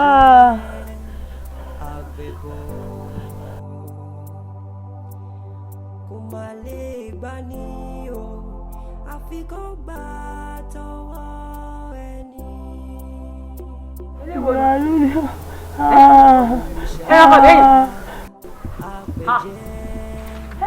Babájídé aládùúgbò ẹgbà mi. Babájídé.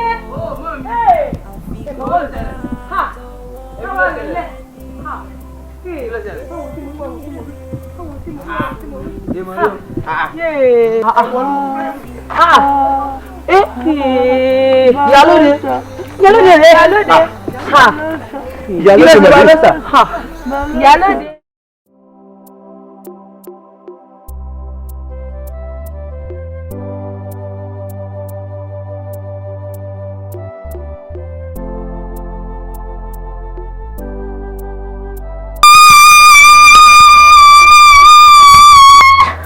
Mami, kí ló ṣẹlẹ̀?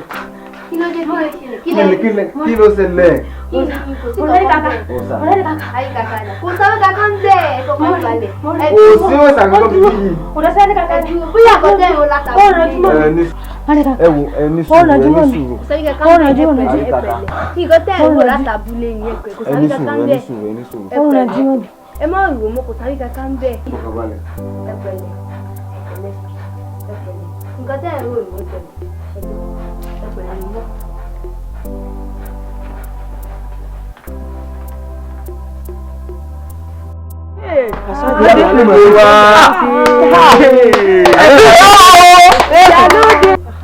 Ìyálóde rè ilé gbọ́dọ̀ jẹ́ àṣemọ Balóòsà kábíyèsí gbọ́dọ̀ tọ́. ẹ̀yin ẹlẹgbẹ́ mi ẹ̀yin ẹlẹgbẹ́ mi olórí ọ̀dọ́ à ń jẹ́ bó o láṣẹ wá sọ̀rọ̀ olúwa bó ṣe ń lọ yìí tẹ́ bá ṣe mọ wò tí ìlú ó ṣe mọ rí lọ ni tí ó sì máa rí àbí àwọn ọ̀dọ́ gẹ́gẹ́ bí ọ̀dọ́ ìlú táà nínú tá a ṣe sí ọ̀rọ̀ olúwa yìí. olórí ọ̀dọ́ gẹ́gẹ́ bẹ́ẹ̀ ti ṣe mọ̀ ìtẹ́ bá ní àṣẹ òun láṣẹ alẹ́ sí yankan lẹ́yìn yìí. gbogbo wa la mọ̀ bí ìlú ìṣèrí èmi tiẹ̀ fẹ́ da lábàá bóyá káwọ ọ̀dọ́ gan ká lọ mú oko. ibi ilẹ̀ wa ẹ kú ìjókòó àjọ òtún o ní àyín ilẹ̀ wa. ẹni tí ó tù ní wò ó. olórí ọ̀dọ́. òrófó ó tún ti dé pẹ̀lú ìròyìn ẹlẹ́jẹ̀ yìí. olórí ọ̀dọ́ ọ̀rọ̀ ìròyìn ẹlẹ́jẹ̀ kọ́ lélẹ́yìí o. ìròyìn kí wá ní o. ẹ wo ìyálóde ń bẹ ń gbàgede o. ìyálóde. ń bẹ ń gbàgede níṣẹ́ ló mú pé Balóòsà wọnú ló ní kó ṣàánú òun kó tó òun lẹ́ o. ìyálóde jọ̀wọ́ sọ fún wa kí ló ní Balóòsà tún ṣe o. a ní ìyálóde ń bẹ ń gbàgede ṣe ló mú pé Balóòsà wọnú tí ń pariwo. òfò ó sojú rẹ̀. ojú mi kọ̀ọ̀kọ̀ọ̀ máa fi rí. ń bolo gbà wọlé. ẹ wo mo rí yín ná mo gbọ́dọ̀ dẹ́dẹ̀ kábíyèsí. olórí ọ̀dọ́ àìkò fanilẹ̀ fa ti ń ṣe o. ẹ̀yin ẹlẹgbẹ́ mi ṣé ẹ wàá gbàgbọ́ nínú ọ̀rọ̀ òròfó ni àbí kí láṣẹ báyìí. ọ̀rọ̀ tá a sì ń sọ lọ́wọ́ náà ni òròfó gbé wọlé kí wọ́n á lẹ tún fi àṣẹ ẹ wá ní òkun ìwà ruru káwá ruru. bàálù ṣàì náà tún ni. bá ní kí la ṣe òun la ṣe hàn. bẹ́ẹ̀ni ẹ̀yin ọ̀rẹ́ a wà ní sùúrù ọ̀rọ̀ orí báyìí ká wá sọ pé àwa ọ̀dọ́ agbègbèsẹ̀ kankan a ní sùúrù láti o ọ̀rọ̀ ti délẹ̀ báyìí sùúrù láà ní sùúrù tẹ́ gbọ́ báwọn bóyá a pè pàdé kan lẹ́yìn ilé tá a tún pàdé ni. olórí ọ̀dọ́ ànígbà ó tó gẹ́ ṣe lónìí balóso fi lulẹ̀ fún wa. bẹ́ẹ̀ni lónìí àtọ̀hún tó mí àti tí ó mì nílé balósa yóò dé orú. ó dà kò burú.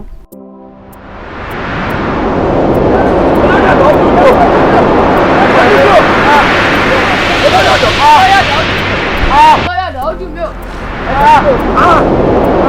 ẹ̀dá wá o balósa ẹ̀dá wá o olórí ọ̀dọ́. Olóyọ̀dọ̀. ẹsẹ̀ mi o. Olóyọ̀dọ̀. olórí ọ̀dọ́. Ojú mi ò.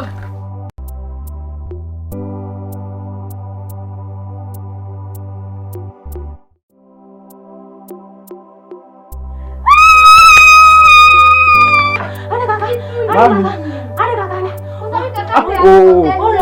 Mi ò tẹ̀ wá understand gan mọ́ báyìí. Ta lẹ rí? Àríkàkà. Gbogbo òrìṣà àríkàkà nínú ilé yìí. Mo fi bú lórúkọ Jésù Kristi. Gbogbo òrìṣà àríkàkà nínú ilé yìí. Mo fi bú lórúkọ Jésù Kristi. Okay.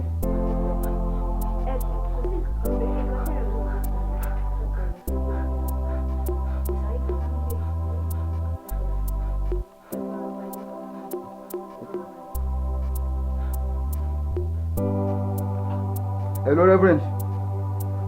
Ẹ ká sà. Yes sir. Ẹ wò máa mi ni o. Kí ni wọ́n kàn ń pariwo òrìṣà àríkàkà nínú ilé? Bẹ́ẹ̀ ni sà. Bó tẹ̀lé wo Reverend, mo ti fi òrìṣà yẹn bú nínú ilé, mo ti fi bú báyìí pẹ̀lú agbára ẹ̀jẹ̀ Jésù Kristi. Ẹ ti súnmọ́ tòsí ilé wa bí? Okay, I'm expecting you. Thank you, sir.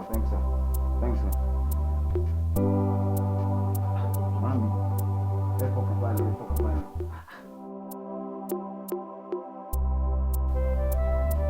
Ègbìnrin ọ̀tẹ̀ bá a ti ń pàkan nìkan lúwé.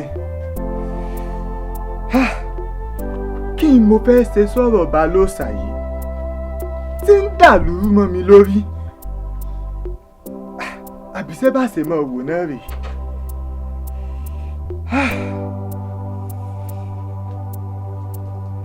Kàbíyèsí o. Elémi nu. Kàbíyèsí ìyálóde ni o. Ìyálóde. Ó ń bẹ ní gbàgede. Ṣé náà má dùn wo balóòsà bọ́nu? Náà ní kán tún àwọn lẹ o. Ìyálóde ń pariwo balóòsà. Bẹ́ẹ̀ ni kàbíyèsí. Mo ní wí fún yín ni o kàbíyèsí. Ó dé ní gbàgede. Akéré. Olúwa mi o. Ní wàrà ṣe sà, ó lọ sílé balóòsà ni mo ní kó pàdé mi gbàgede. Ó yá tètè lọ. Mo dé tó olúwa mi o. Ẹ sọ kábíyèsí o. Ó kọjá lọ sílé ọ̀tún wí fún un pé mo ní mò ń dúró dè láàfin tó kàn mí lá báyìí. Bó bá wá ń bọ̀ yàtọ̀ àwọn olóyè yòókù ní ká pàdé mi gbàgede.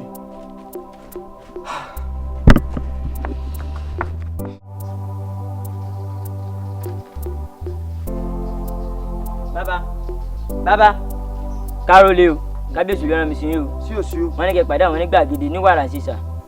Ṣé kò sí tó fi di jágbà yàwó rí? Ìyálóde ń bẹ ní gbàgede tó ń pariwo orúkọ yín pé kẹ́ wá tòun sílẹ̀. Wọn ìbò ń sẹ́rìn. Ọ̀dà orí yín náà. Ìyálóde pariwo mi kí mo fi ṣe wọn di sínú de.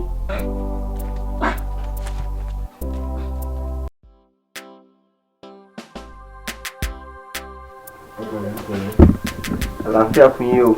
Welcome sir. Ẹ ra o. Yes sir. Grandma kí ló ṣẹlẹ̀ sí yín? Ẹ pẹ̀lẹ́. Ẹ jẹ́ ká gbàdúrà. Bàbá ní orúkọ Jésù Kristi. Amen.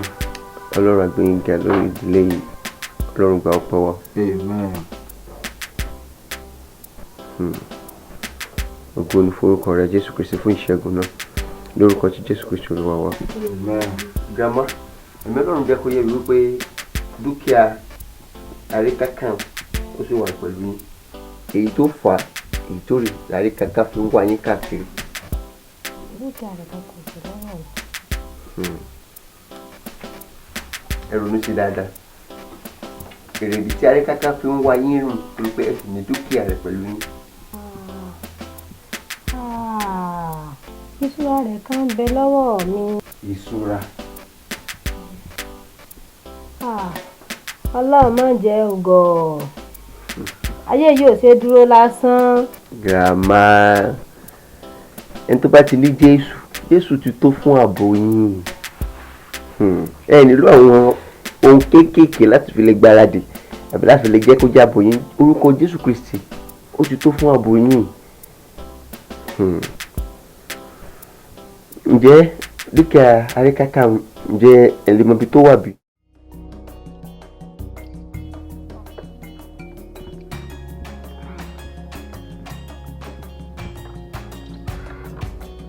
Balosa Balosa kò ẹ dákun ó ti tẹ̀lẹ̀ tí yóò kójú ló ṣẹlẹ̀ ẹ dákun bí tájí láti lọ dáná fún lé ní gbogbo tẹ́ ẹ ní ni àwọn ọ̀dà kóra wájú àní àlọ́ dáná fún gbogbo tẹ́ ẹ ní pátápátá gbogbo tẹ́ ẹ ń lu yóò tí àwọn ọ̀dọ́ lọ́rùn náà bá wà wájú bẹ́ẹ̀ bá a ṣe ń lọ lọ́nà ìdí àwọn àmọ́ ló ti sẹ́fẹ́ wa o ìdí ti fọ́ wa lójú o ẹni tó yarọ́ ti yarọ́ o ẹni tó yarọ́ ti yarọ́ Balosa kí ni á ṣe o Balosa fún wa kankan ẹ dákun ẹ kí ni á ṣe o kò sí wàhálà kò sọ tẹ́ ẹ lọ sí gbàgede kẹ lọ kóra ìjọ síbẹ̀ gbogbo gbàgede ẹ mọ lọ gbàgede ń bẹ̀ wọ́n gbàgede ẹ mọ lọ gbàgede Balosa gbàgede gbàgede mọ lọ gbàgede.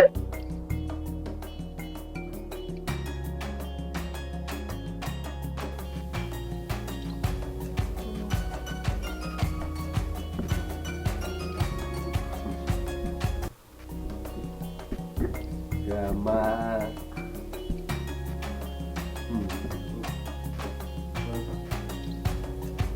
Hello Lágúnlé. Hello bá mi. Máa bọ̀ lábúlé gẹ́gẹ́ o. Ó sọ fún mi pé kà ní Jésù tó ní gbà.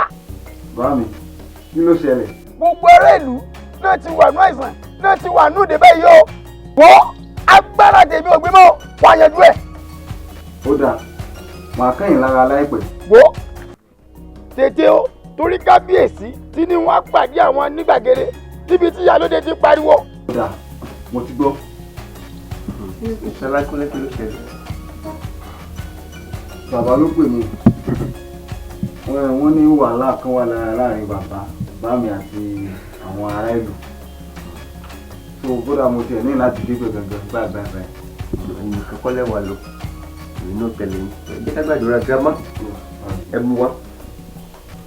So àríkàkàn òfin yẹn kà láti bá yín ṣe mọ́. Ẹ̀yin ti di Jésù pátápátá. So bàbá wa gbé yín ga lórí ìdílé yìí. Ọlọ́run gbọ́ pé wa ìwà alábòógbó sẹ́yìn tí mo ṣàbò lórí wọn ògo ní forúkọ rẹ lọ́rùn lórúkọ sí Jésù Kristu lọ́wọ́ so ẹ jẹ́ ìtì lọ. Please let me quickly call. Okay, I will join now. I want to come and take it. Gbàdúrà yìí. ẹ ṣe àlàyé. Okay, hello. ṣé wà lọ sí i.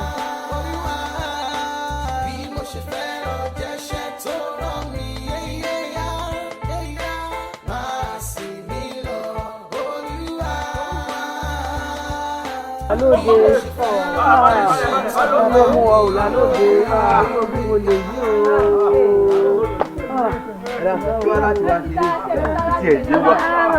kí la fẹ́ ṣe sígbà yẹn. ọwọ́ ayé ní ilé wúlò fún òwe lọ́wọ́ rẹ̀ níbi ó ayé yóò gbé lọ létí rẹ̀. èmi ṣe ajẹ́ èmi ṣe ajẹ́. ẹ dákọ̀ ìgbà ó àwọn ìwé tó wà rí. ìwé tó lè lé rẹ̀. àwọn ìwé tó lè lé yìí ó.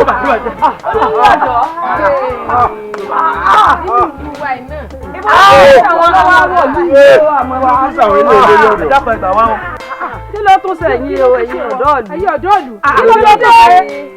Kí ló dé fún wọn? Ojú ilé mọ̀ ti fọ̀. Ojú ilé mọ̀ ti fọ̀. Ẹlẹ́mọ̀ ti darọ̀ pọ̀ lé e. Ọlọ́mọdé bá ló sọ bọ́ yìí jẹ́ fún wa o. Àwọn ọ̀dọ́ ìlú. Kí ló wá ṣẹlẹ̀ sí wa ìdí?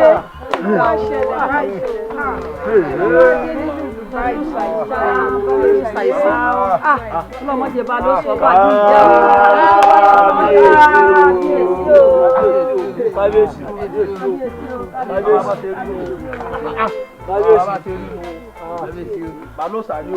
Ìyálóde balóòsà dáadáa. ẹ gbéra sọ ẹ gbéra. ìyálóde kí ló ṣẹlẹ̀.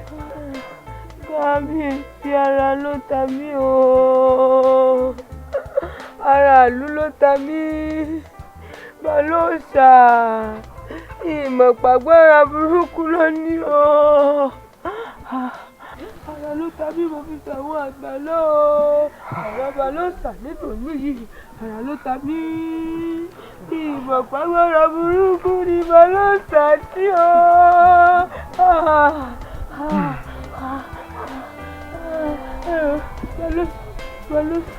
Elédùà ó wá ṣàánú mi má jẹ́ balóòsà òtúlù mọ́ ń lórí ṣàánú mi. Kábíyèsí o kábíyèsí o balóòsà kábíyèsí balóòsà kábíyèsí. balóòsà lọ́lọ́mọdé ọba ìlú ìjẹ́ fún wa. sọ́lọ́ ògbà gbogbo tí ń ṣẹlẹ̀ nílùú ìlú ni. kábíyèsí n ò mọ nǹkan kan n ò ti ṣe bí sẹ́ni kankan kábíyèsí. bó o bá tiẹ̀ ló gbọ́ sọ́lọ́ orí tí ń ṣẹlẹ̀ sáwọn ọ̀dọ́ ìlú ni. àti pé ìyálóde náà rèé ariwo rẹ ní ń pa látòrọ̀ balóòsà ó yá lọ túlẹ̀. kábíyèsí ẹni tí mo gbà ló sọ mí dẹ̀dọ̀ ọ̀tún ẹni tí mo gbà ló fi fà á sí tẹ́ ẹ̀ rí tó fi yàtọ̀ kábíyèsí. èmi ọmọ tí dérò gbà. balóòsà ti gbà. mo gba jésù olùgbàlagbọ́. gbẹ́gbọ́n bẹ́ẹ̀ni rẹ sọ ta lẹni náà tó tún lágbára ju òrìṣà àríkàkà lọ. Jésù Kristi náà ni náà tó lágbára ju òrìṣà àríkàkà lọ. kí ni kàtìkàtì àti mọ̀ọ́mọ́ tẹ́lẹ̀ yìí náà tó ń sọ lẹ́nu. kábíyèsí Jésù lẹni náà èyí tó lágbára ju òrìṣà àríkàkà lọ. òun la lágbára láyé àti lọ́run òun la lágbára tó sì lè gbanilà Jésù Kristi ni.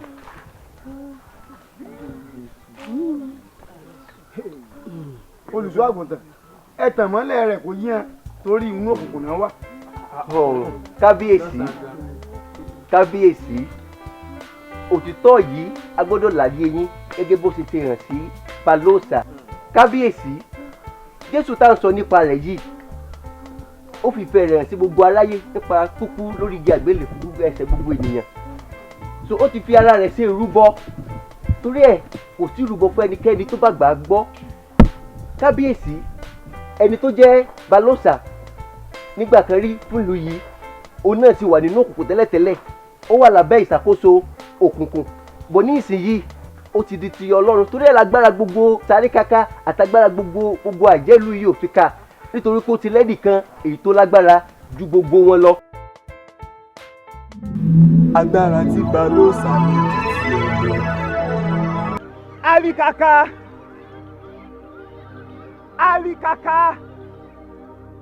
Àríkàkà ó sọ fún mi pàgbára rẹ pín síbì kan ó sọ fún mi pàgbára rẹ lòdìwọ̀n ó wí fún mi pẹ́ni tójú lè tì ní ọ̀ èyí àti ṣe tó o fi fààyè gba balóòsà tí fi ń pọ́n wa lójú.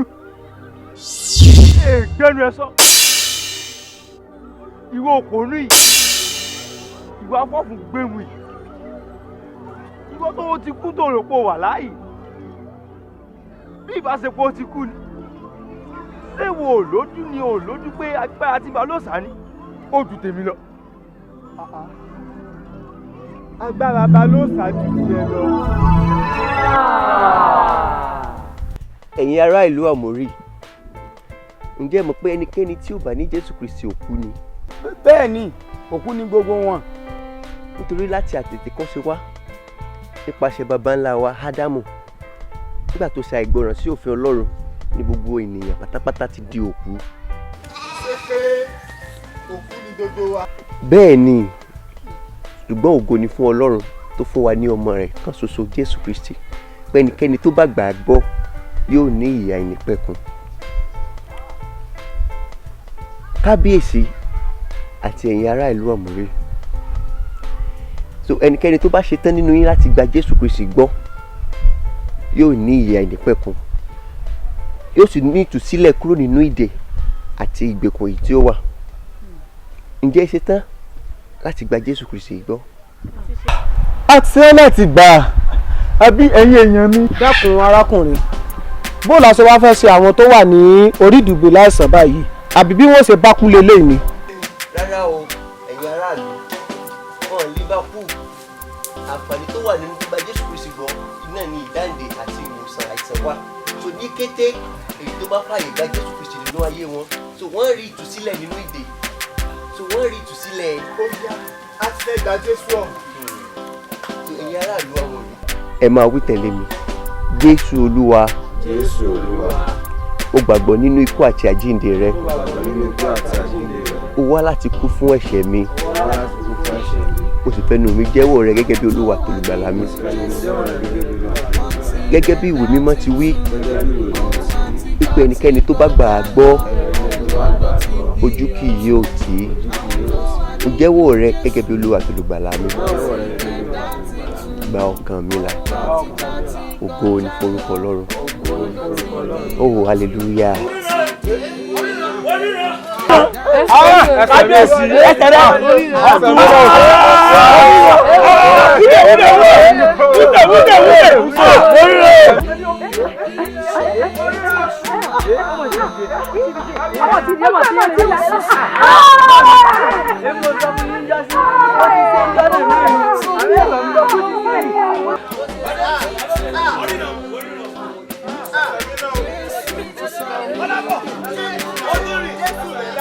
Alọ́sà!